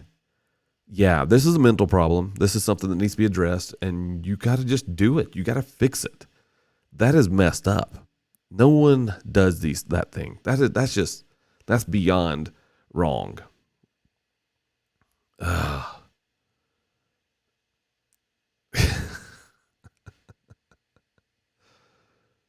Yeah, you just got to get past that. You need to call the cops. You need to file a report. You need to get them arrested, and then start the process of getting your stuff back, your finances, your everything back. That's what you got to do. That's the hard part right there. Recouping your life when someone has stolen it is hard, but it can be done, and it's going to take years. But on the good thing is, you should be able to get a lot of that debt eliminated. So congratulations to that. Even if this is some of yours, you may be able to get all that eliminated too. But yeah, oh man, people are crazy. Hey Devin, you're not going to believe this. My ex won the lottery. Like a massive amount of money. And now they're trying to win me back by showering me with expensive gifts and offers. We broke up broke up years ago and I moved on, but suddenly they're back in my life and I don't know how to handle it. It's tempting, but I don't want to. I don't want it. I don't want to be bought. How do I navigate this strange situation without getting sucked back in? They're an ex for a reason. If y'all broke up years ago and now they're trying to flaunt the fact that they have money just to get you back, they're an ex for a reason. And honestly, it sounds like that you guys broke it off for good reasons, and now they don't want to. But they don't. Well, you broke it off for a good reason for you. I mean, that's not a good way to get. Unless you want the money, that's not a good enough reason to get back into a relationship with a person. You don't do that. That's just sick and wrong, to be honest. Unless you want to be bought off. I mean, if you don't mind being, being, unless you don't, yeah. Yeah, that's just weird. Yeah, you gotta, you gotta move on. You can't let that happen. That's just weird. Yeah, don't take the money. Move on. Who cares? Unless you want a sugar daddy, that's the only time that you want to have that money. What? You're mean? Why? Well, did you hear what that one was about? Oh,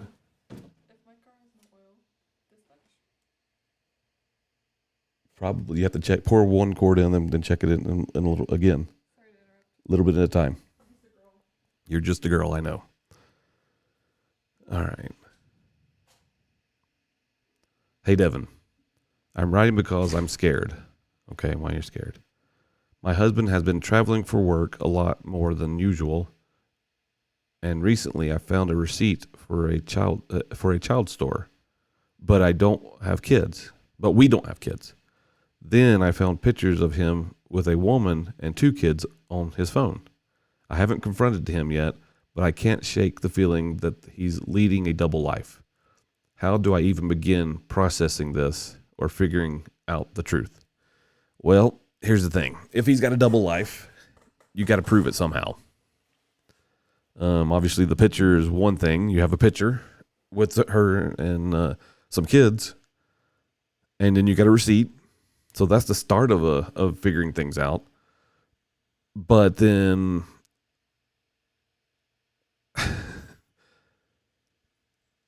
you need to settle into the fact that that technically that's illegal unless you're the girlfriend or that's the girlfriend. I don't know. It's illegal to be married to two people, put it that way. But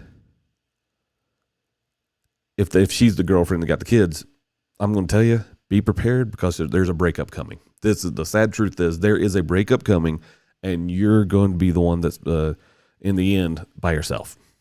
Now, that being said, you don't need this jerk. The fact that if he has a second life out there that's not with you, that's just horrible. That's no one does that. So you got to just honestly get the proof, get everything you need. So this will benefit you. Get the proof, get everything that you need to get the proof. Have hire a PI to go follow him and get all the information needed, and then go hire you a lawyer and divorce the guy and take him for every penny he has. That's that. Because if you are the wife and that's the girlfriend, then he's cheating, and I don't believe in cheating. I think that's wrong. Yeah, that you just need to go get a lawyer, and you need to get a PI and get the ball rolling that way. And you have to learn. You're going to have to figure out to deal with this in your own way, mentally and emotionally, because this is going to rock you. This is going to be one of the hardest things you've ever had to deal with, and it's not going to be fun. So be prepared. Be prepared for it, because it's not. Again, it's going to be a rough one for you. Yeah, I mean, nobody out there has sets themselves up. Why would any guy want to have two families anyway? You know how expensive that is? That's ridiculous.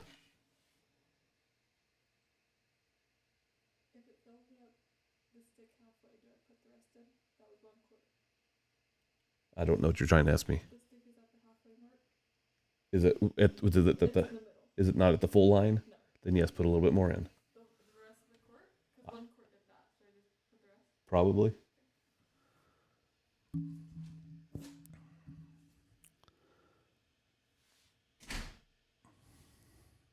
Hey Devin, this sounds insane, but ever since my baby was born, I've had some awful allergic reactions, sneezing, hives, and watery eyes. Every time I hear that, every time I'm near them, the doctor says it's rare but possible to have a mild allergy to your own child. I feel horrible because I can't hold my baby without breaking into a rash. How do I deal with the guilt and find a solution without feeling like a terrible parent? I have never heard of that in my life. Okay, so to say you're allergic to your own child, that's a rough one. You got me at a loss here. Only thing I can say, and with all jokes aside, only thing I can say that is you need to just keep seeing your doctor and figuring out what you can do to get past this. I mean, if this is, I'm going to say that this is a real story, and if it's a real story, then you need to go see a doctor. You go probably see multiple doctors, and to figure out what is causing this. Because I do know that women's bodies, they do change when you have kids. They will change. Women's bodies change when it comes to having kids, and they become either allergic to some things, some foods, or just in general, everything gets different. So what you need to do is you need to hit the doctors up and you need to say, hey, I need a good solution on how to fix this. And honestly, they'll figure something out, but don't feel guilty because this is not something that you created, not something that this is just something that's come to you. And because it's come to you, you need to just learn to work with it. There's no other way to do it. You just got to work with it and go from there.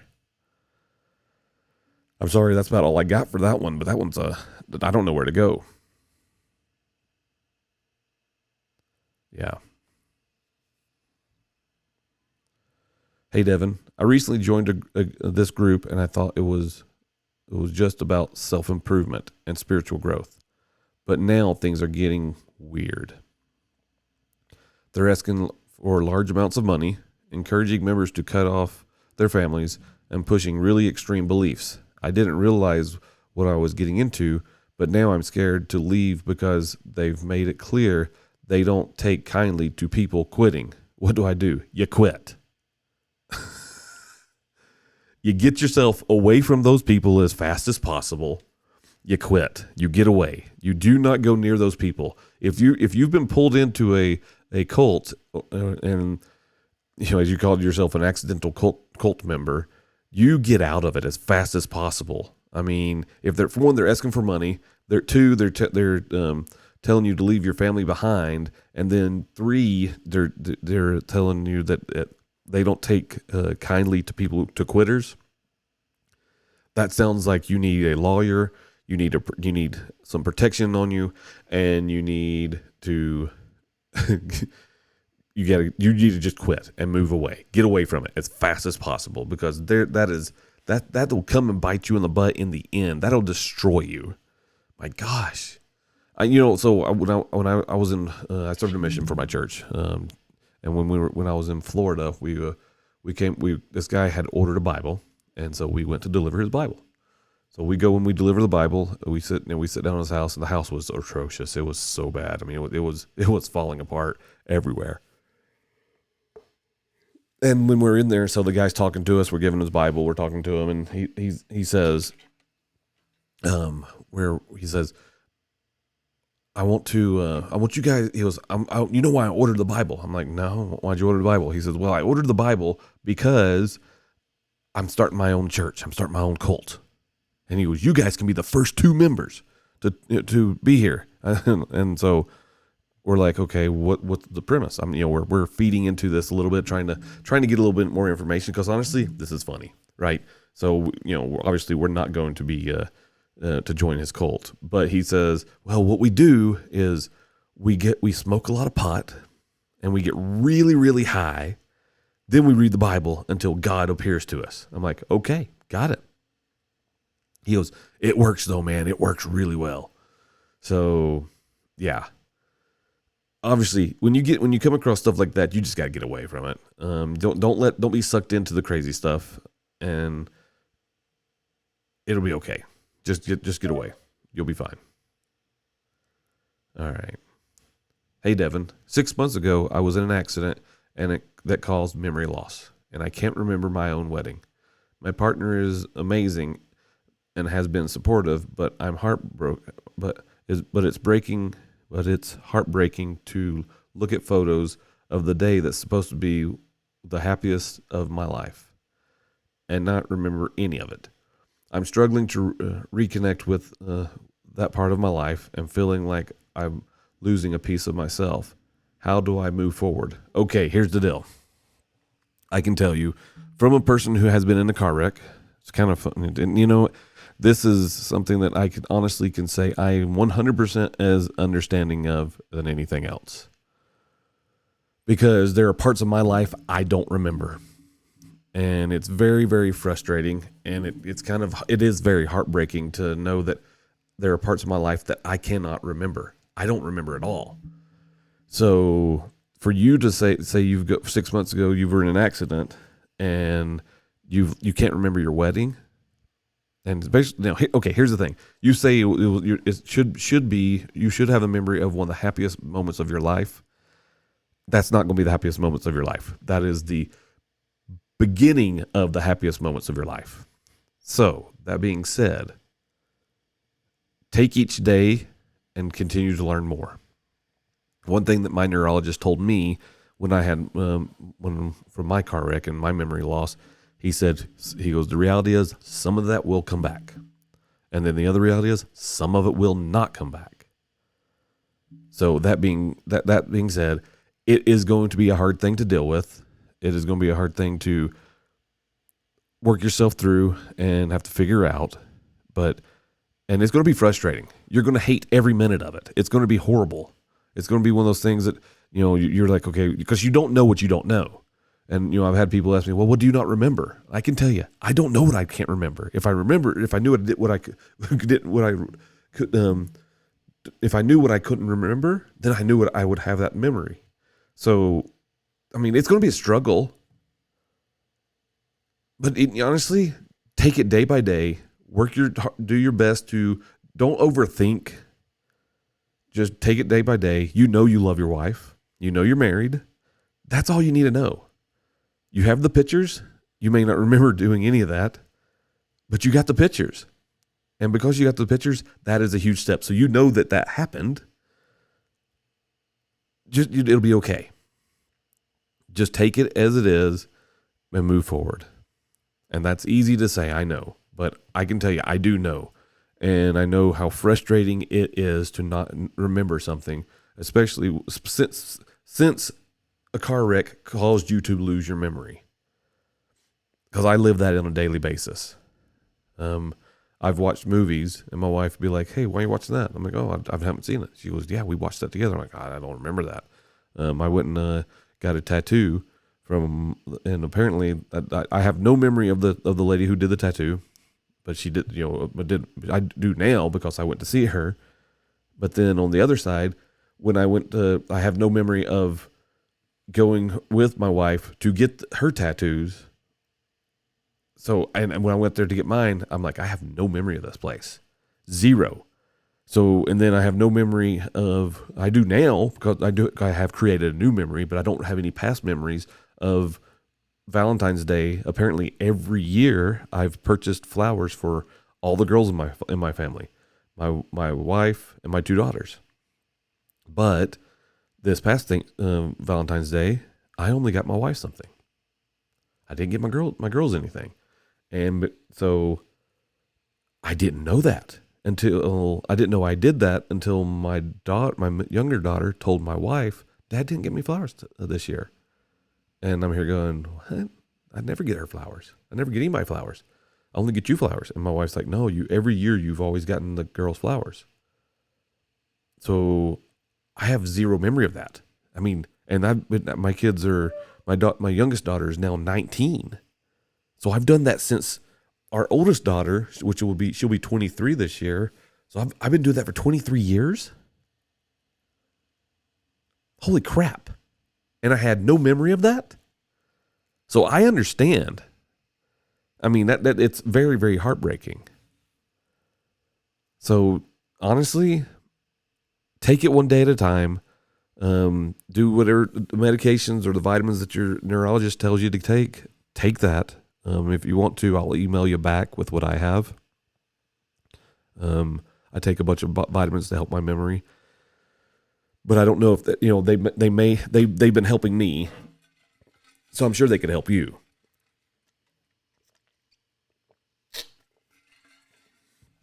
So, but literally just take it one day at a time, and then don't stress about the little thing.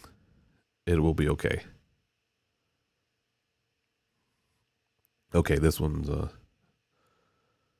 yeah, I'll hold on to that one.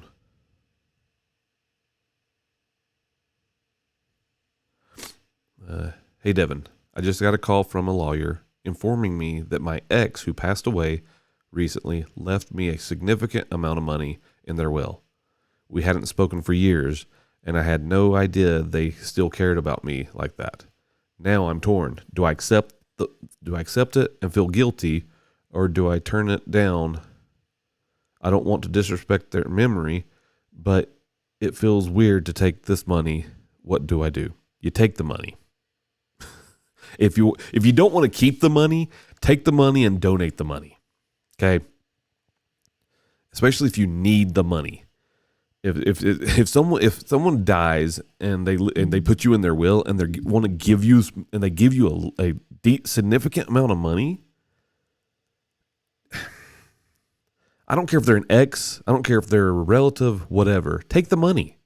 And I don't if you're worried about just feeling guilty, don't feel guilty.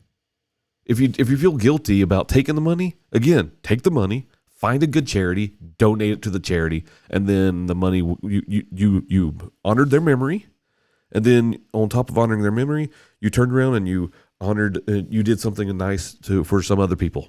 There's that. So that I don't know any other way to say that. Just take it and be happy.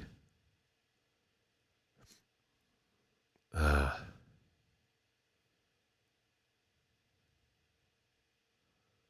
right. Let's do this. Hey, Devin, my partner and I had the worst fight we've ever had.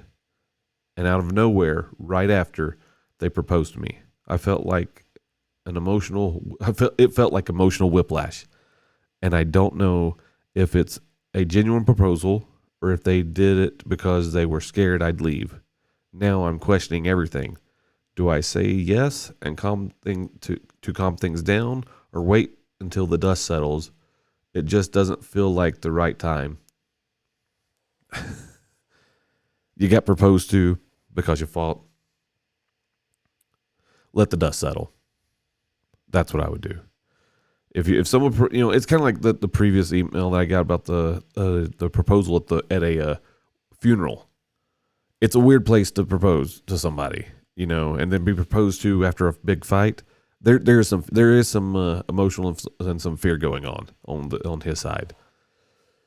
So that being said, I would tell him, you know what? Ask me later. Let's talk about it later. And then you'll see the deep-rooted side of it all, of going, was this something that I needed to worry about, or was this not something I needed to worry about? That's what you got to do. Just sit back a little bit and let things calm down. I mean, if you love the guy, then say yes. But you don't want to be stuck in a relationship, in a marriage with somebody that you're not sure about. So, in reality, I'd say let the dust settle. Simple as that. It'll be okay. And if the dust settles and he doesn't want to marry you anymore, then you got the answer. And honestly, move on.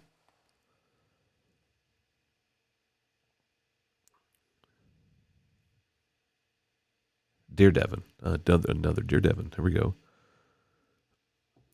A few months ago, I was falsely accused of a crime I didn't commit. After a long, stressful process, I was cleared, but now I'm terrified of even leaving the house. I keep thinking people are looking at me like I'm guilty and can't shake the anxiety. How do I move past how do I move past this and reclaim my life? I feel like I feel like I'll always have this cloud hanging over me. Okay, here's the thing. It'll you This is something that's going to be very difficult to deal with, right? Because being falsely accused of anything, even if it's not a crime, it's sucky, and especially if a lot of people do know about it. And if they do know about it, then people will learn through your actions. Okay, if you're doing the right thing all the time, then people will see it. People will see that you're a good person, and the bad part will go away. And so when people people will stop judging you. And honestly, part of the thing is you think people are judging you already, and it was because you're oversensitive about it. You're hypersensitive about the situation, and so you feel like that people are judging you. They may not even be judging you. Some people will be, but then some people will not. And so you just need to take it as it is, and you start living your life normal. Do the right things. And make sure you're always doing the right thing. And honestly, it will be fine. And I know I say that a lot, that it will be fine, but it will be fine. The falsely accused part is going to go away. People will let it go. Over time is the best. Is honestly your best savior here. Time will heal everything, and it will be fine. Yeah, you're going to be good.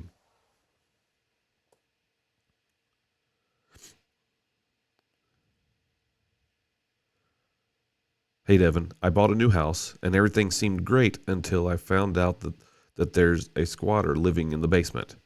The crazy part is they've been living there for years, and now they refuse to leave, claiming squatters' rights. I've tried to handle it legally, but it's a long process, and in the meantime, I'm stuck with a stranger in my home. How do I deal with this without losing my mind? Okay, here's the thing. Having a squatter in your house, in your basement, in a house and so they've been living in your basement, and you didn't know before you bought the house, you didn't know they were there. I guess they were hiding. That's crazy. I'm going to ask you, if you're in California, I'm going to say it, you're probably screwed. Okay, because I know California has laws that are totally different than every other state. But if you're not in California and you got a squatter, do the legal process. You got to do the legal process anyway, no matter what. But if you will figure this, to figure this out, legal process, talk to people who have dealt with the same problem before, and they're using your power. They're probably using your water. Who knows what's been going on in the basement? If you're on the house, then if you don't want them there, kind of make their life a little bit miserable too. Lock the doors, lock everything around you. Make sure they can't get into your home, the main part of the home. But make sure there's no power in the basement. Make sure they can't get any access to any of that. But legally, make sure you get that covered legally. You have to do the process, talk to neighbors, talk to people, and they have to leave sometime. And when they do leave, lock that door. Take all their crap, get some friends. If they got to leave the house. This is what I would do. Do the legal means.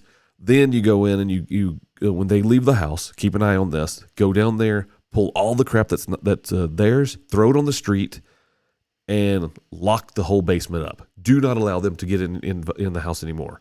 Then they can't get back in. And then if they try to get in, then you can get them for breaking in.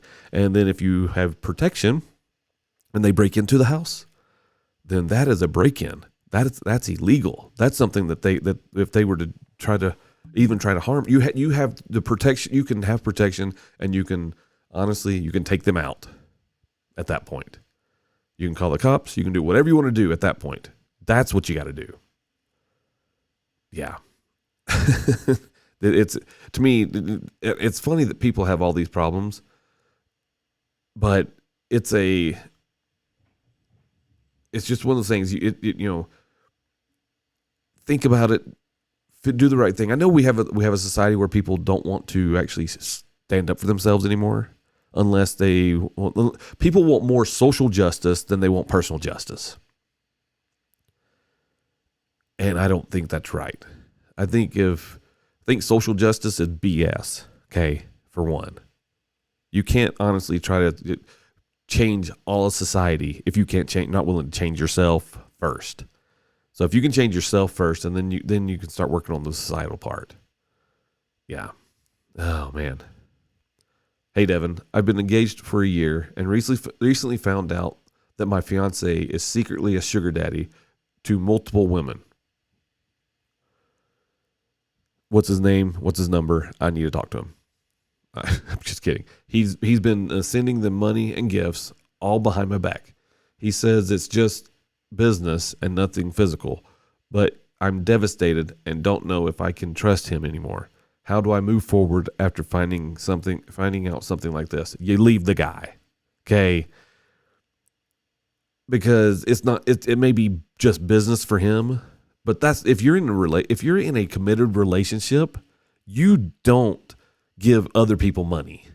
You don't pay for pornography. You don't pay for strip clubs. You don't do any of that stuff because you have that stuff there already, or you're going to. You're in a committed relationship. Those people should not exist. He should have cut them off. He never should have done it in the first place, to be honest, because if he's giving them money, then they're giving him something else, whether it's pictures, whether it's just some fetish stuff that he's got going, just whatever. That's what's happening here. So my advice is you leave this guy in the dust. You go away, you leave him, you get your crap, and you pack your bags, and you get out of Dodge. Because you don't need this guy. This guy's gross and dirty. Because that doesn't work. I don't care what anybody says. That's like an email I read a few days ago about a guy that's sending his ex money because he's like, well, they just need the help. Screw that. You're either with me or you're not with me. That's the way I would look at it. I mean, if I was, say that was me, say I was sending my ex money because they needed the money. Are you kidding me? My wife would be pissed. No one does that. That's not normal. That's a mental illness. That's a person who's struggling to let go. And so that's what this is. He's struggling to let go. So now he's a sugar daddy to multiple women. So you're just another woman that's added to the mix. That's all you are. He's just your sugar daddy at this point also. You need to just get away from this idiot. That's what needs to happen. You got to get out, pack your crap, leave now. That's what you need to do. Yeah, I said that. I went there. I'm a firm believer in that. That people don't treat people that way. That's not the thing to do.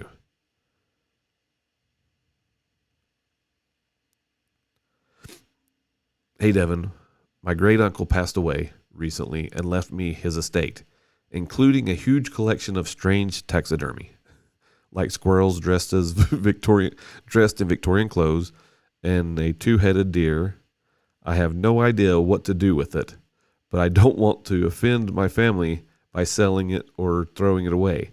How do I tactfully deal with this bizarre inheritance? If I inherited if I had an uncle and I inherited his estate, and in the estate was a bunch of taxidermy, give it away. Keep the two-headed deer. Well, no, keep the Victorian squirrels. Everybody needs Victorian squirrels in their life. So keep the Victorian squirrels. That's what you want to do. Make sure you keep them and you put them somewhere in the house. But then the simple solution is you talk to the family and see who all wants a piece of the taxidermy. If no one wants any of it, say, okay, if no one wants it, I don't need all of this. I'm going to give it away, or I'm going to throw it away, or bury it, or burn it, or whatever. But that's the real solution. But the fact that he had taxidermy Victorian clothed squirrels, that may be a mental illness that I need to figure out how to get. Oh man, that's actually amazing. For me to know that there's people out there that do that is kind of that's new level stuff. That's all new level stuff. Yeah. All right. Hey, Devin, after years of being together, my partner just confessed to me that they used to be a con artist. Apparently, they scammed people out of money for years before going straight and meeting me. Now I'm questioning everything. If they could lie about something this huge, what else have they hidden? How do I handle this without throwing away an entire relationship? Here's the deal. People can change. If you've not seen any of the habits of being conned going on, of course, that could be the biggest con of all. You could be part of the biggest con of everything out there. But honestly, if he used to do that, and he probably has a record, he's probably changed. I mean, give him a chance. If you've been with him that long, at this point, just give him a chance. That's my opinion. Because as you said, you don't want to throw something away. You don't want to throw. How do you handle without throwing away an entire relationship? Why would you throw an entire relationship away off of, especially if you just found this out and he doesn't do it anymore? Sure, that's a horrible thing to do. Sure, that's a horrible thing how to treat people, because real people don't do that. But on the other side, it'll be, give the guy a break. I mean, you guys have been together for years, and if he's not doing it, he's grown past it, he's gotten better, give him a chance. Now, if he still is doing it, and you know he's still doing it, you leave him. You ruin, you take those years that you had together and you throw it away. Simple as that. Because you don't want to be conned just like he's conned other people. I mean, there's two sides to a coin. And those are your two sides. You either stay or you don't stay. But some people, not everybody can change. I'll tell you that. Some people pretend to change, but not everybody will change. But this guy, if he's willing to change, I mean, the thing is, unless he's doing some in bad relationships, typically you have someone that's overbearing. You have someone that's manipulating the situation and telling you that you're doing the wrong thing, or they're treating you like a kid. Okay, no healthy relationship that someone treats you like a kid. If you're an adult and they're an adult, you treat each other like adults. It's that simple. You don't do it in any other way. This is, those are the things that people need to be doing. Now, if he is controlling, then you don't need to be in that type of environment. You deserve better. There are better guys out there that will treat you like you're the biggest queen in the world. So don't be conned. Now, if he has changed and you know he's changed, then stay with him. Who cares? Because people can change. But unless he's manipulating you in a way, yeah, get out of it. All right, let's do one more maybe. We'll see how I feel. Hey, Devin, I found out last week my parents have secretly planned on an arranged marriage for me, and I had no clue. I'm not even close to the person they want me to marry, and now I feel stuck between honoring my family and living my life. I'm not interested in an arranged marriage, but I don't want to tell them without breaking their hearts. How do I stand up for myself?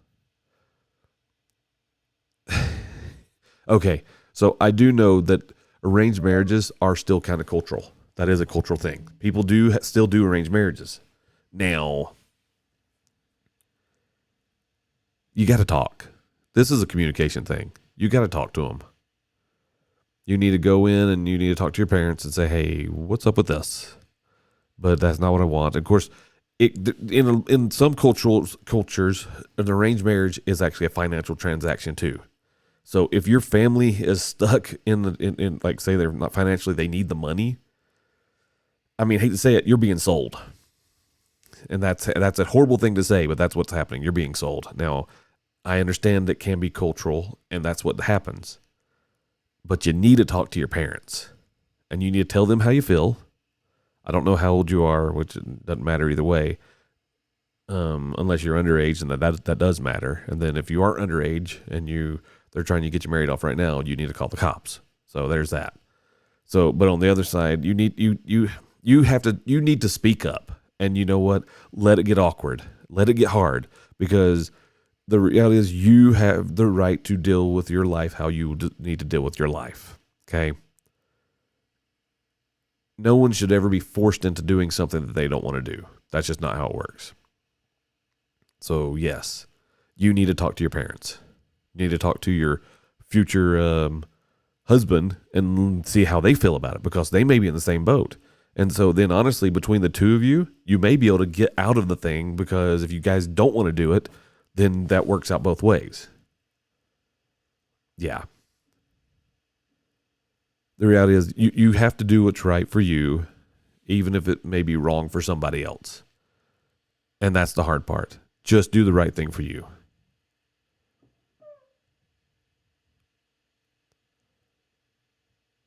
Hey, Devin, I was tired of my family pressuring me to get married, pressuring me to get married, that I faked a wedding. I sent out fake invites, posted fake photos online, and even bought a cheap ring. Now my family keeps asking for more details, and I don't know how to back out without revealing the whole thing was a lie. How do I explain this mess without completely ruining my relationship with them? Okay, here's the thing.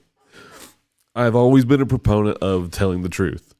Tell the truth no matter what. I tell my kids this, and my kids, hopefully they've learned it. I don't know that they're slowly becoming adults and they're living their life. But the reality is, I always tell my kids, tell the truth no matter what, even if it's going to hurt you. Now, that being said, you lied about getting married. And okay, so I'm going to ask how, and of course I can't get the answer right now because you're not, unless you're watching one of the people that are watching on one of the platforms I'm streaming to, you got yourself in a sucky situation because you lied. And this is actually a lie that has financial burdens on it. So you got to fess up. You just got to tell the truth, and it's going to be sucky, and they're going to be mad. But the thing is, you can tell them you're sorry, but then also tell them that you lied because you're so tired of the pressure to get married. Guess what? You're going to be fine. If you're making your own money and you're living your own life, they have no say so. My parents wanted they didn't pressure me to get married, but my parents at one time wanted to tell me who I could and could not marry. And I kind of tried to figure out how to make everybody happy, and it didn't work. And then I just decided to follow my heart and do the right thing, do the thing I thought was right for me. And luckily, the wonderful young lady that I was wanting to marry and dating and everything, she still loved me. She still wanted to get married, so we just eloped. And so, yes, my family was mad. My little brother was on his mission, and he called me and chewed me out, told me how I was wrong. But guess what? Who cares? They can make their own assumptions with whatever they want. And guess what? That's all on them. It's not my place to, and it's just like it's not your place. It's not our place to try to make all of our family members happy with us, because only thing you can do is focus on you and your family and make yourself happy. That's what you can do. That's it. Nothing else. Honestly, nothing else really matters. That's the bottom line. So just tell the truth, and then let them feel the emotions they need to feel, which means they're going to get mad probably. Who knows? Maybe they'll laugh it off. You never know. But let them get mad, move forward, and it'll work out. Don't stress about it, and let them feel their emotions, because honestly, you did lie, and because you lied, you got to deal with the repercussions from that. So there's that. Yeah. Hey, Devin, my partner had multiple plastic surgeries in the past year, and now they're talking about getting even more. I'm all about body positivity, but I'm starting to worry that this is turning into an obsession. Every time I bring it up, they brush it off or get defensive. How do I approach this without making them feel like I'm judging them and their choices? Here's the thing. I live in one of the highest, actually, where there's more plastic surgery done in the world, if I'm understanding the statistics right. In Utah, more plastic surgery gets done in Utah than anywhere else. This is the nip tuck, um, society of the world. So, and there are people that can take plastic surgery way too far. Now, body positivity, when it comes to the body, I think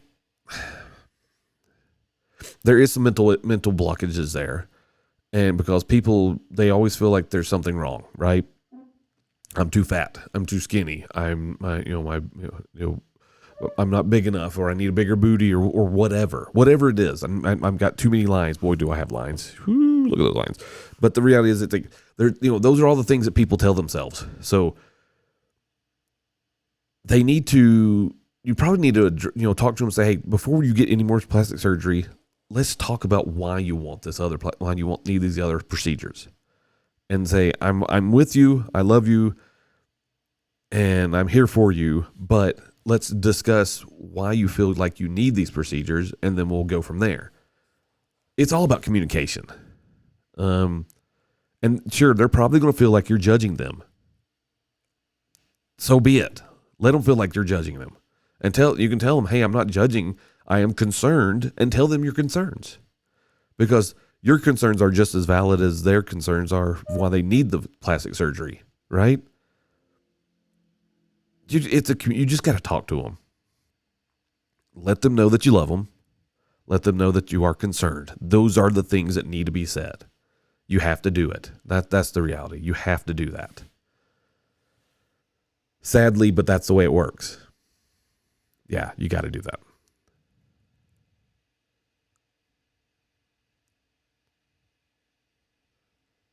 All right, this will be the last one, and then I got to go because it is past midnight.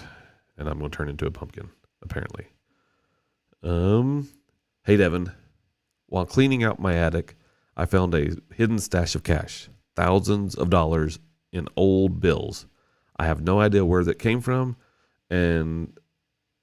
or who hid them. But now I'm nervous. What if it's tied to something illegal? Should I keep it, report it, or just pretend I never found it? I don't want to get in trouble, but I also don't want to just leave it sitting here. Here's the deal. How long have you had your house? How old are the bills? Those are things you need to understand. So if someone hid it up there recently, then you need to worry, right? I think legally you're supposed to report it and call it in to the police and tell them what's going on. I think legally that's what you're supposed to do. But if you had the house for a long time and you just discovered it, then honestly, surprise, you got some cash. The choice is yours. If it's thousands of dollars, take some little bit of time, buy your groceries with it.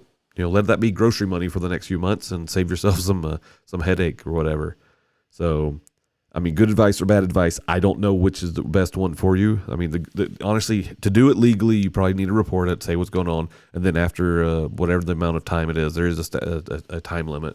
If no one comes in and asks for the money, then that you can get it back. It becomes yours.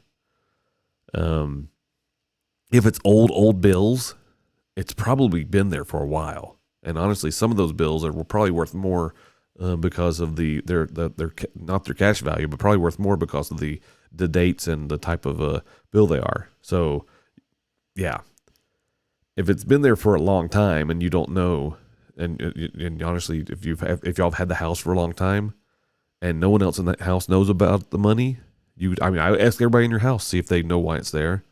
If no one takes claim to it, you got yourself a large sum of money. people do die and leave money in the houses. I mean, that is the thing. I mean, we jokingly, my dad's always said that we're gonna have we're gonna find a bag of gold somewhere because he's got this big property in Alabama, but that's always a joke. But it can happen. Those things can be something that does happen. It is real. So yeah. Either way, enjoy your thousands of dollars or not. It's your call. Either way, you'll be good. So anyway. Well, I'm glad everybody jumped on here tonight. People that watched, people that commented, people that actually helped me out financially.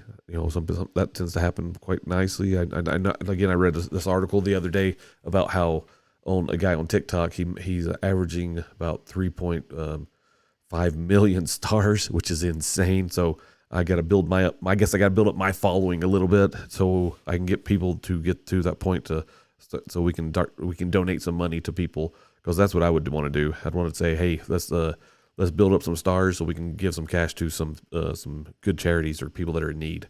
So there's that. Anyway, glad everybody jumped on here. I appreciate everybody. Thank you for following. Thank you for watching. And honestly, I truly do appreciate everything you guys do. Love the comments. Love the emails you guys send me. If you want to, you can send me more emails. You can email it to summit7vine@gmail.com, and I will get the email. Or you can send me a DM. And once I get the DM, I will save it and I will read your question. Or you can even jump on a live sometime. Go live with me and we can talk. Or if you want to DM me and I'll give you the phone number, there's a phone number that you can call. And you can call in. And if you call in, you don't have to tell people who you are. We can just have a conversation that way. And we can go from there. Really, there's a million ways we can do this. And I enjoy it. I love helping people out. Love, having these conversations with people. I mean, it literally makes my day awesome. And I hope I can bring happiness and make your days awesome too. So that all being said, I appreciate it. And I thank you guys. Thank you for being here with me and hanging out with me. Anyway, I will talk to you guys later. Y'all have fun.